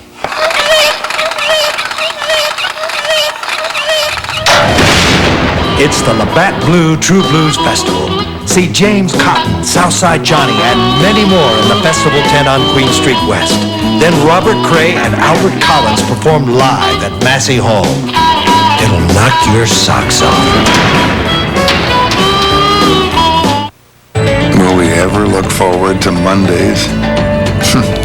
What about mowing the lawn or going to the dentist? What about driving a station wagon? Will that ever be fun? Introducing the Volvo 850 Sports Wagon. For 47 years, millions of Canadians have relied on Canada Savings Bonds to help build their dreams.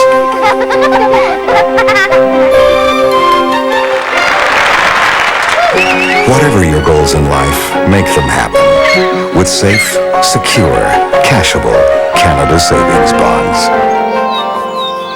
Buy yours wherever you bank or invest from October 18th to November 1st. Labatt presents the World Series on CTV, sponsored by Bell Canada. Put in 2 runs and has scored 3 for the Blue Jays tonight. Sparky Anderson says you can't pitch to the top 6 hitters in the Blue Jays order without expecting to be damaged by them, and the 2, 3, 4, 5 hitters have combined for 6 of the 8 runs batted in. The Phillies have stranded 8 runners, including the bases loaded in the 6th, and here's the catch that kept it a ball game. If Milt Thompson doesn't come up with that one, it's a 6-run game. Well, that's a fine play by Thompson, and certainly you're right, Sean, reminiscent of the ball hit by Lemke off of Mitch Williams.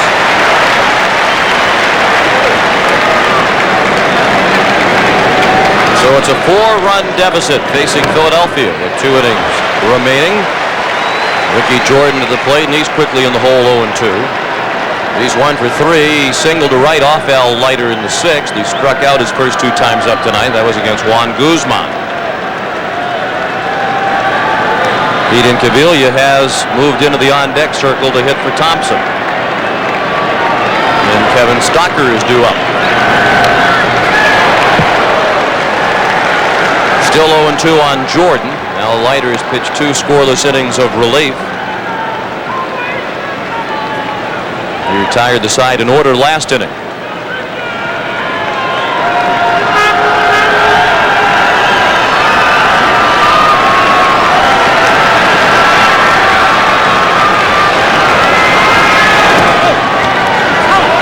Ball and 2 strikes.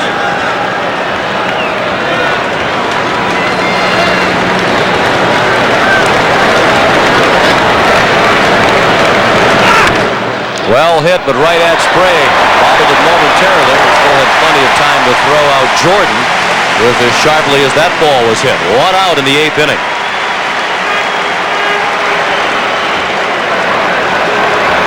The hops are more predictable on the artificial surface. That ball on top of Sprague so quickly, it hit the heel of the glove, popped out. But the hops have been going the Blue Jays' way the last couple of innings. Perhaps only fitting that they should get the hops since their team is owned by a brewery. The Labatt Brewing Company. Incaviglia batting for Thompson. Minky at .274 during the regular season, with 89 runs batted in only 116 games. He tried to abort the swing. It was much too late. 0-2. When you talk about the hops, and there should be predictable hops throughout this series, this will be an all-artificial turf World Series, only the 4th World Series in history in which all the games will be played on the fake grass. And the first one since 1987 when the Twins and the Cardinals met. The Twins beating St. Louis in 7. And the only World Series the Phillies have won was the first, played entirely on artificial turf in 1980. And they beat Kansas City. This is the fourth World Series played entirely on artificial turf. Competing to really fortunate to still be standing at home plate. Davy Phillips looked like he was about to ring him up and then thought better of it.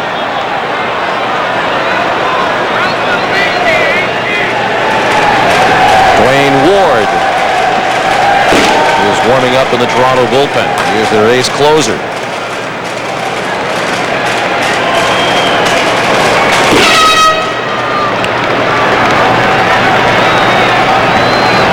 For Toronto in the top of the eighth. One out of the base is empty. Al Leiter's 2-2 is inside. Looked like he tried to get a little extra on that one.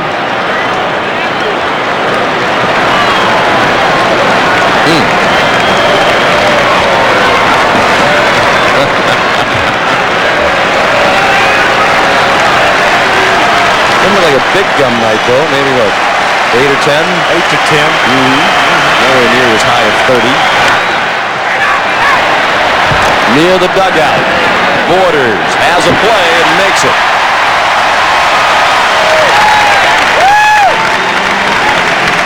Two down in the eighth, and all of a sudden Al Leiter has retired 6 in a row. That's since that play by Alomar when he went behind second base with runners on at first and second, and it saved at least one run after saving a run the inning before. Something about pitching and defense, how it can keep things close and give you a chance to catch up and come from behind. And that's what the Blue Jays have done. They haven't come from behind, but they did come from that 4-4 score in the bottom of the sixth inning. Kevin Stockard 0 for 2 with a walk. We showed you during the Budweiser game summary the effectiveness of the Blue Jay batters 2 through 5. The bottom part of the Phillies order has not had a good night. With that base hit by Stockard, batters 6 through 9 are 2 for 15 for the Phillies. Only Ricky Jordan and Kevin Stockard in the bottom 4 have hits. Jordan a harmless single. He was erased on a double play in the 6th inning, and now the 2-out single by Stockard. He's at first for Lenny Dykstra. Lenny singled his last time up. He walked and scored in the first inning. Blue Jays have 10 hits. Philadelphia now with 9.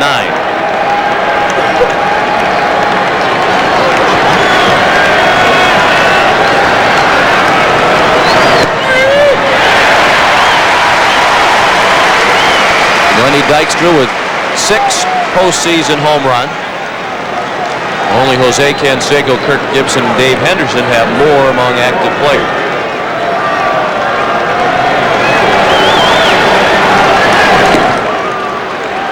We talked at the top of the broadcast tonight about the likelihood of this being a high-scoring series with these two proficient run-producing teams. 12 runs tonight, the most in the first game of a World Series since 1980. When the Phillies beat Kansas City 7-6. That'd be, what, about 13 runs? You got it, baby. Bob Walk was the winning pitcher in that game, as a matter of fact. He was a rookie starting for the Phillies. Well, he took one shoe off to figure that out. Alomar couldn't come up with the ball in shallow right, and Dykstra is aboard at first. Robbie, who has made a couple of outstanding plays tonight, nearly made another, but Dykstra is safe, and they have scored that an error on Alomar. It was a tough chance, but one ordinarily he gobbles up. And after the error, he does have the presence of mind. After he drops the ball, it is a routine play. Like a frog hopping from one pad to the other. That ball gigaping out of that glove. An error on Alomar. He did have the presence of mind to try to throw behind the runner at second. And Dwayne Ward's going to be seen for the first time in the series. Love the sable. It's just beautiful. I feel very elegant in the car. I feel very elegant standing beside the car.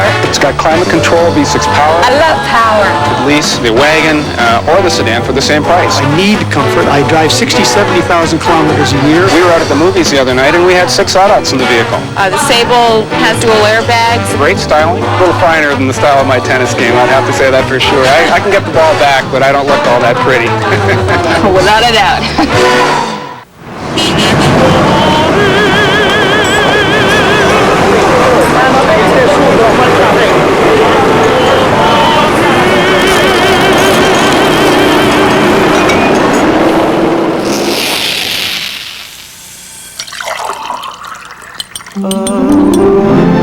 Isn't it nice to know you can now enjoy cafe-style cappuccino instantly, right in your home, from Nescafe. About the Taurus, he never stops talking about it. The Taurus is a super sedan. Well, because I'm an accountant, I'm always concerned about cost. They were both the same price, weren't they? The wagon and the sedan, yes. We looked at Chrysler, but they don't have a wagon. Air conditioning was one factor. Cruise control, I enjoy that. We took 6 people in the wagon. Even with your mother there, it was... All right. All right. That's great aesthetically, just the overall design. Great sound system. As a musician, He's got very good ears.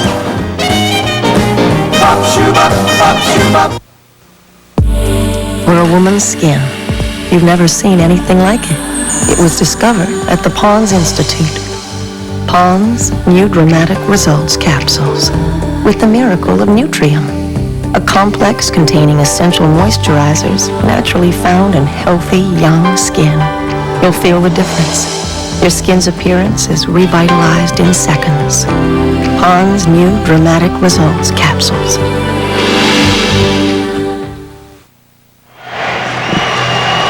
Dwayne Ward on a save situation for Toronto. He talked yesterday about his pitching philosophy. I try to get a different look with my breaking ball each time I see a guy. To right-handers, it's going to be primarily something that is going to be down and away from them. But sometimes, I'll drop in for a strike. Just let these guys know that, yes, I will throw it for a strike on you if you're not careful. And to left-handers, it's a dangerous pitch because if you do hang it, they have a good tendency of hitting it out of the ballpark. Ward, the closer this year, once Tom Henke decided to move along to Texas via free agency. Ward, for so many seasons, the effective setup man for Henke. And in the role of closer, he has performed brilliantly. He led the league with those 45 saves. Tying run in the on-deck circle. So this is just about the most generous save opportunity a closer can be afforded.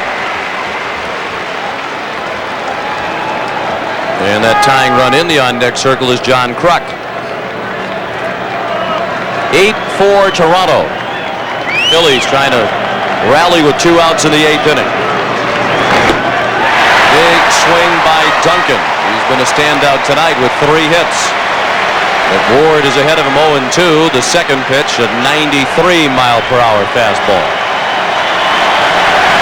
Evan Stockard, the runner at second. Lenny Dykstra at first. The error by Alomar, his first ever in the postseason. 24 postseason games. Duncan, cue shot foul off the end of the bat.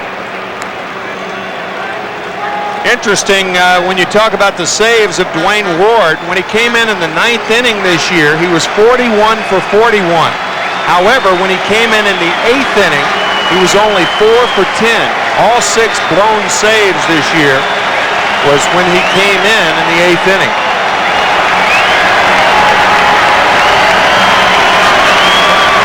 Deal 2 to Duncan.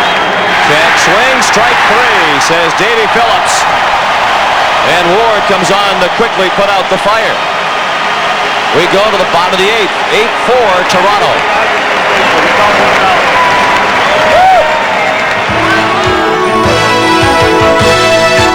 Now, with a Coca-Cola sports break, here's Rod Black. And the Blue Jays only 3 outs away from taking Game 1 of this series. Let's catch up on the National Hockey League tonight right now. First to Winnipeg, Ed Belfour of the Hawks sending the puck along the boards. And then Nelson Emerson playing a little Robbie Alomar here. Catches the puck and then tries to, it looks like, throw it in the net. The puck ends up in the net. It was awarded a goal. In overtime, the Jets win. Darryl Sutter is still screaming in Winnipeg, we think. The Jets shut out the Hawks in overtime. Washington ends its winless streak to start the season. Al Iafrate, the winning goal in front of Grant Fuhrer. The Capitals now 1-6. 4-3 over the Sabres. Around the horn, Quebec beats Montreal. Tampa Bay over Ottawa. Toronto 6-0, beating Detroit. Vancouver over Edmonton. The Devils 5-0 to start the season. Pittsburgh wins. Dallas shuts out St. Louis. Philadelphia on top of the Rangers and a couple of partials. The Kings lead the Flames, and the Bruins and Sharks are scoreless. If the lead holds up, Dave Stewart goes tomorrow night up 1-0. I asked him if the Phils scare him. I'm not afraid of very many baseball teams. I respect their ball club, but I'm not afraid of very many teams. I've done a lot in this ball game, and the things that I've done have been because I have given teams their respect, but I respect myself most of all and my abilities to be able to get things done, and so I'm just going to go out and do what I have to do. That's tomorrow night, but let's get now back to tonight. Definitely the sportiest sedan I've ever seen. It just reeks of performance just to look at it. ABS is fantastic. It's got that bulletproof finish, aerodynamic. The inside of it is designed for a person who's really focused on driving. There's this big cliff there with all these mountains and trees. You've got such a good view up here, you sometimes forget that there's an extra couple of seats in the trunk behind you. And you guys recreated my perfect automotive fantasy. Welcome back to Toronto. George Brett of the Kansas City Royals recently retired, threw out the ceremonial first pitch, and we now join him here in the commissioner's box, or what should be the commissioner's box, but since there isn't a commissioner, we're down here with Bud Selig. Anyway, George, what is your assessment of this game in this series? Well, I've seen the Blue Jays play about 13 times this year and have played against them for a long time. They're a great ball club. I haven't seen Philadelphia play with the exception on TV. It's kind of going the way I thought it would right now. How about Robbie Alomar? He's had some kind of night. Yeah, he saved a lot of runs. Had the big key hit double, I think, the last inning, and he is right now my MVP of the ballgame. George, would you ever consider getting into managing? Well, that's one of the reasons I retired, because I got tired of the travel. So right now I'm looking forward to my job as Vice President of Baseball Operations for the Royals, and who knows, in 3 or 4 years I might miss the traveling and then want to do it, but right now, no, I don't want to be a manager. George, it's great to see you. Enjoy the series. Thanks, Jim. Thank you. Sean? Thank you, Jim. Thanks to George Brett as well. Roger Mason is on the mound, new pitcher for Philadelphia. He got Tony Fernandez to line to center on the first pitch of the inning. And now Ed Sprague is at the plate with a count of 1-1. Those are the numbers posted by Mason, dividing his time between San Diego and Philadelphia. Came over to the Phillies in a mid-season trade. And Pete Incaviglia remains in the game in left field. Sprague looked at the ball, 2-1. Funny seeing George Brett. You think the last time the Phillies played in a World Series, it was 1980, the year that George Brett had his best year. Hit .390 that year, and it was hitting .400 in late September. Croc. Officer run a little interference and gave the gentleman a pat on the back. We talked earlier about how the Toronto papers have picked up kind of where the Atlanta papers left off, poking fun at the appearances of the Philadelphia Phillies. Well, yesterday the Toronto City Council passed an ordinance allowing bars, as Sprague strikes out, in the city of Toronto to stay open an hour later tonight and tomorrow night. Ordinarily, taverns in the city of Toronto required to close at 1 a.m. and they'll be allowed tonight and tomorrow night to stay open until 2 a.m. And there was a cartoon of Toronto paper with a sketch of John Kruk with a large belly and said, "Can you believe they changed the laws just to accommodate me?"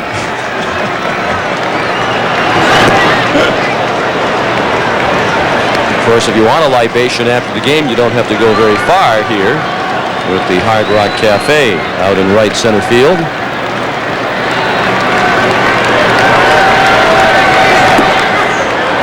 Pat Borders upset with himself after an ugly swing, 0-2. Well, it's the Phillies who are between a rock and a hard place tonight. They trail by 4. Roger Mason trying to hold the Blue Jays down until I liked that one, by the way, and Buzz Hannon, our stage manager, groaned when you said that. You did? He did. It's his birthday. Show the man some respect. You know, and again, playing on that theme. Friendly warning from the locals to the men from Philadelphia.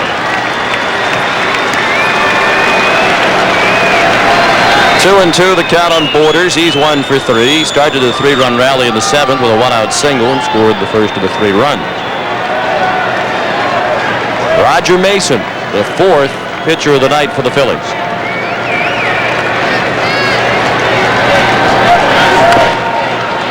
Chopped down to third. Hollins throws him out. So we go to the 9th. Last chance for the Phillies. Kruk, Hollins, and Dalton do up. It's 8-4 Toronto.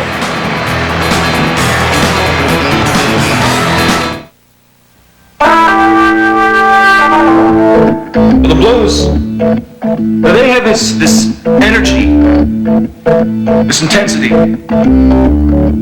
It's when the sun goes down and the Blues can come out to play. Like all great blues, ours have a quality that comes from the heart of the country. That's cool. It happens about 52 times a year, generally after the second cup of coffee. It's called Saturday. And for a lot of people, it means a trip to Canadian Tire, where Canadians can buy products they're proud to own at the price they want to pay. Top quality, guaranteed low prices.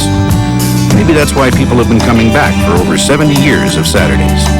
And all the other fine days, too. There's a lot more to Canadian Tire for a lot less. What if, from your PC, you could command any computer in your organization, no matter who made it? You could recruit the system down the hall, ask the mainframe to fetch applications elsewhere, then tell the printer to print. And if the one company that lets you do this would service not just their computers, but your entire network, could you imagine working with anyone else? Definitely the sportiest sedan I've ever seen. It just reeks of performance just to look at it. ABS is fantastic. It's got that bulletproof finish, aerodynamic. The inside of it is designed for a person who's really focused on driving. There's this big cliff there with all these mountains and trees. You've got such a good view up here, you sometimes forget that there's an extra couple of seats in the trunk behind you. And you guys recreated my perfect automotive fantasy. Game 1 of the World Series. The Philadelphia Phillies have enjoyed the lead in this game on 3 occasions, but 3 times Toronto battled back to tie, and then the Blue Jays took the lead in the 6th and 7th innings. Tonight's coverage of the 1993 World Series, produced by Bob Degas, directed by Bob Fishman. Our associate director is Steve Shear. The coordinating producer of Baseball 93 is Eric Mann. Baseball 93 is produced by George Barris. The senior producer of CBS Sports is Ed Gorin. And the executive in charge of production is Rick Gentile.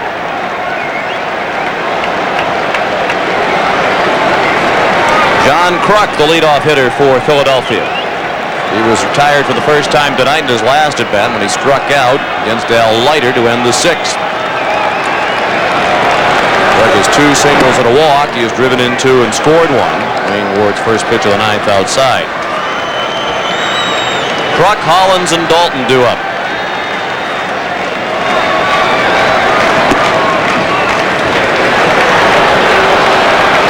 Two and 0.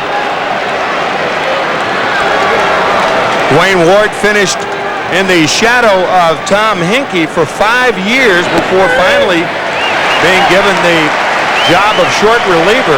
Hinkie with 40 saves with Texas this year, and Ward with 45. Think of how many years earlier Dwayne Ward could have been given the job and been successful. He has just had a remarkable year. He is the first Blue Jay ever to lead the American League in saves with his 45 this year.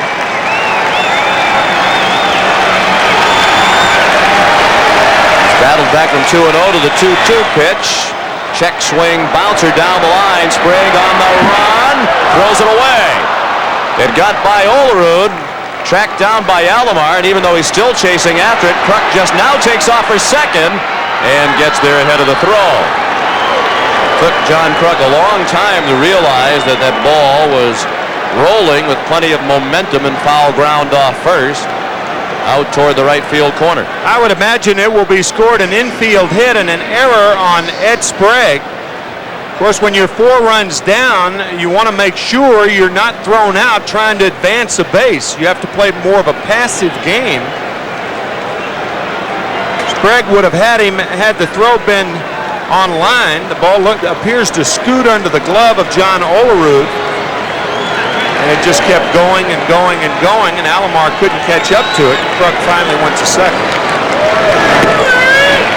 They have posted an error for the Blue Jays, their third of the night. They have not yet posted a hit.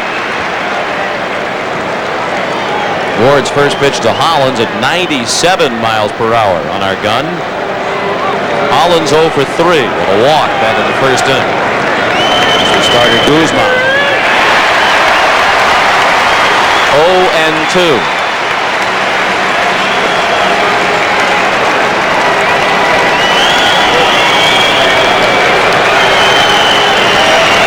It has been scored a hit and an error now. An infield hit for Kruk, his third hit of the night. And the error on Sprague, the third Toronto error. And Hollins stays alive at 0-2. Darren Dalton is on deck. So each team has 10 hits.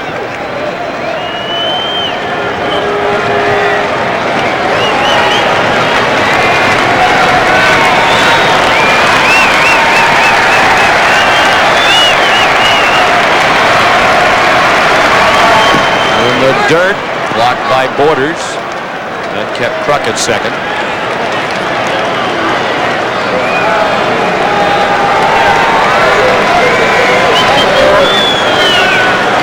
Ward facing Hollins. Both men were all-stars for the first time in their careers this year. Ward's appearance in the all-star game in Baltimore overshadowed by all of the theatrics surrounding Mike Messina of Baltimore, and he was warming up in the ninth inning while Ward was on the mound. Hollins strikes out.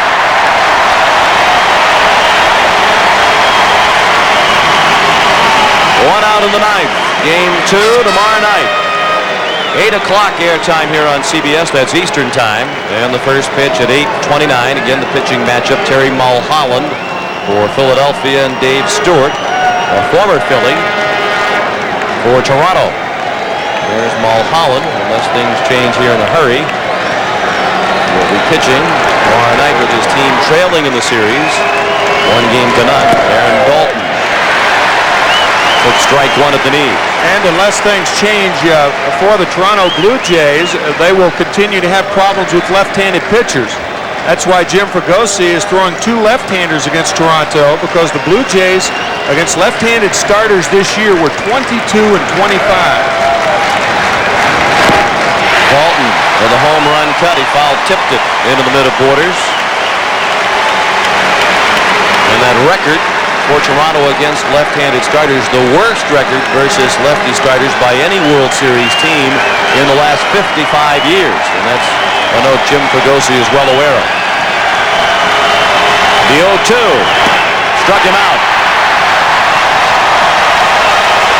And that was one of those pitches Ward talked about in the soundbite that you heard when he first came into the ball game, the slider down on the back foot of a left-handed hitter. That's the similar pitch on which he got Dave Hollins. 2 sliders down and into the left-handers.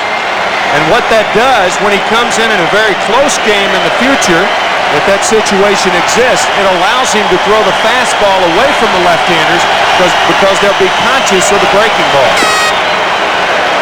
Fastball in tight to Eisenreich. He's 0 for 4, has struck out twice, including his last at bat.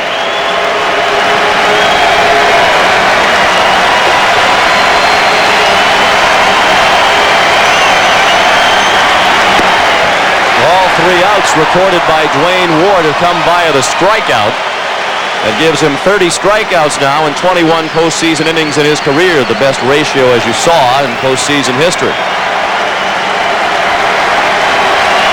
1-1 to Eisenreich. That's just not fair when you throw it 97 and then follow it up with that.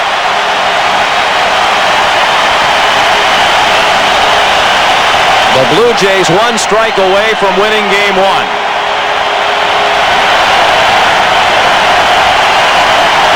The 1-2 pitch. Eisenreich laid off it. Where you could see the eyes of Dwayne Ward, how much he wants it. He is sniffing out the save right now.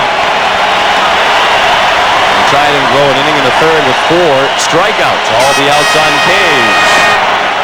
Very close, but now the count is full. And should Eisenreich reach, Ricky Jordan would bat next.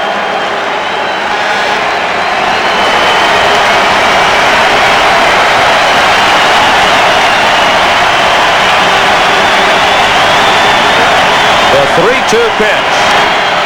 Fouled away to the left. Another 97-mile-per-hour fastball from Ward. 29-year-old right-hander, 6'4", 225 pounds, a native of New Mexico. Makes his home now in the offseason in Las Vegas. He is an offseason golf companion of Greg Maddux, the Atlanta Braves. The payoff pitch. Eisenreich still alive. The crowd didn't realize that Borders didn't squeeze the foul tip.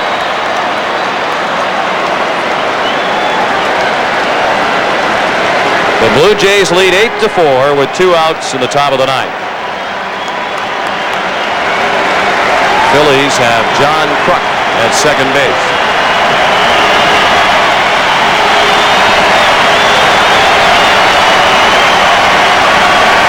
Another 3-2 pitch.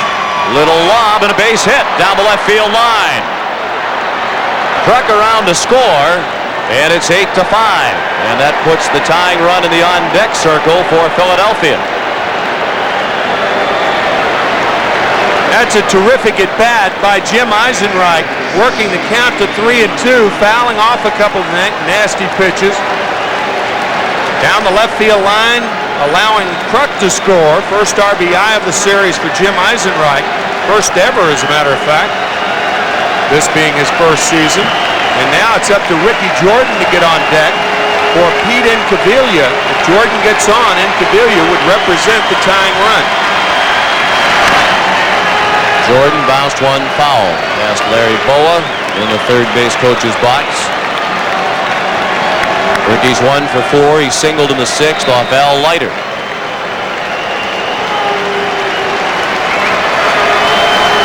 Here's Incaviglia, representing the tying run in the on-deck circle.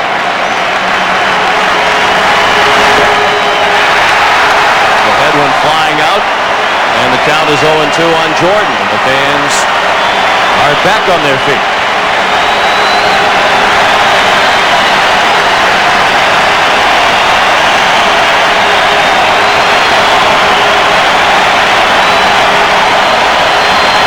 The 0-2.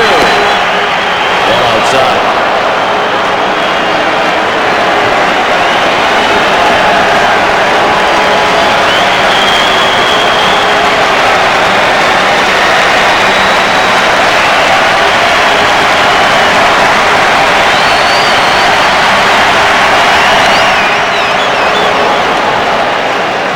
That was a hanger there. That ball was hittable.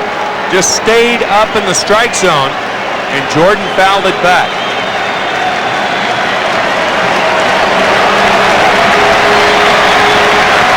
And at the very least, the Phillies are extending Ward here in the 9th, which might reduce his effectiveness tomorrow night. Eisenreich found him. Eisenreich takes off for second. Fly ball to right. Carter started in. Now he's back to make the catch. And game 1 of the 1993 World Series goes to the Toronto Blue Jays.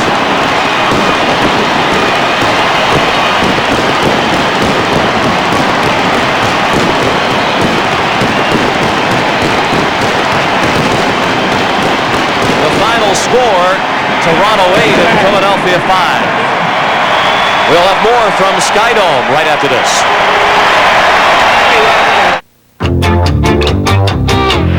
You didn't choose your face.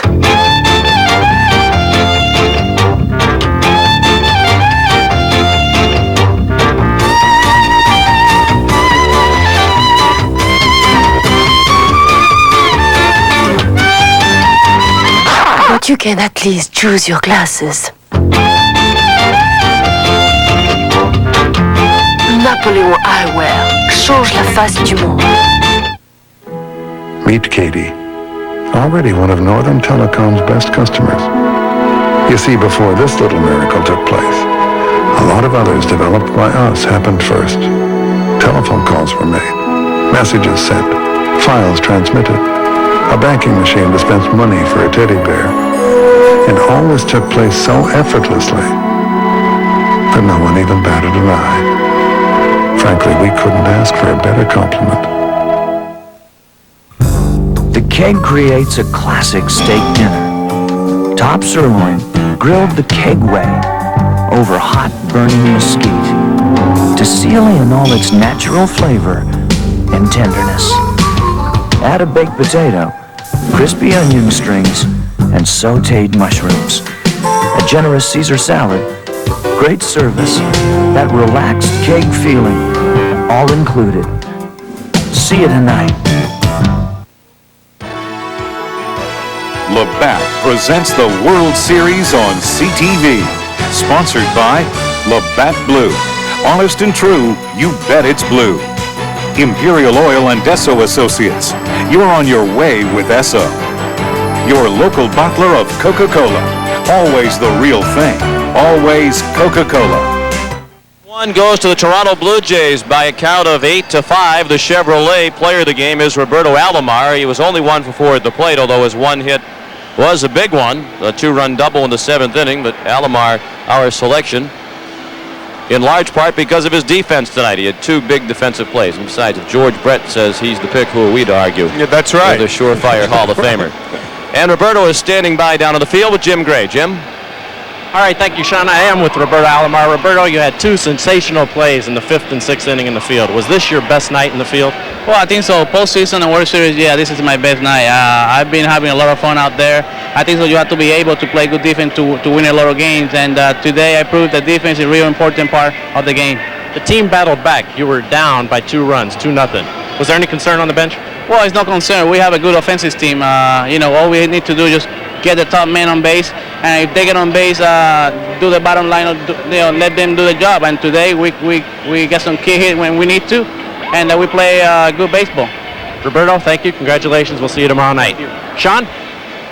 And a tip of the cap to Al Leiter as well, who pitched 2 2/3 innings of scoreless relief. Now for Tim McCarver, Pat O'Brien, and Jim Gray, I'm Sean McDonough saying so long from Skydome. The final score of Game 1, Toronto 8 and Philadelphia 5.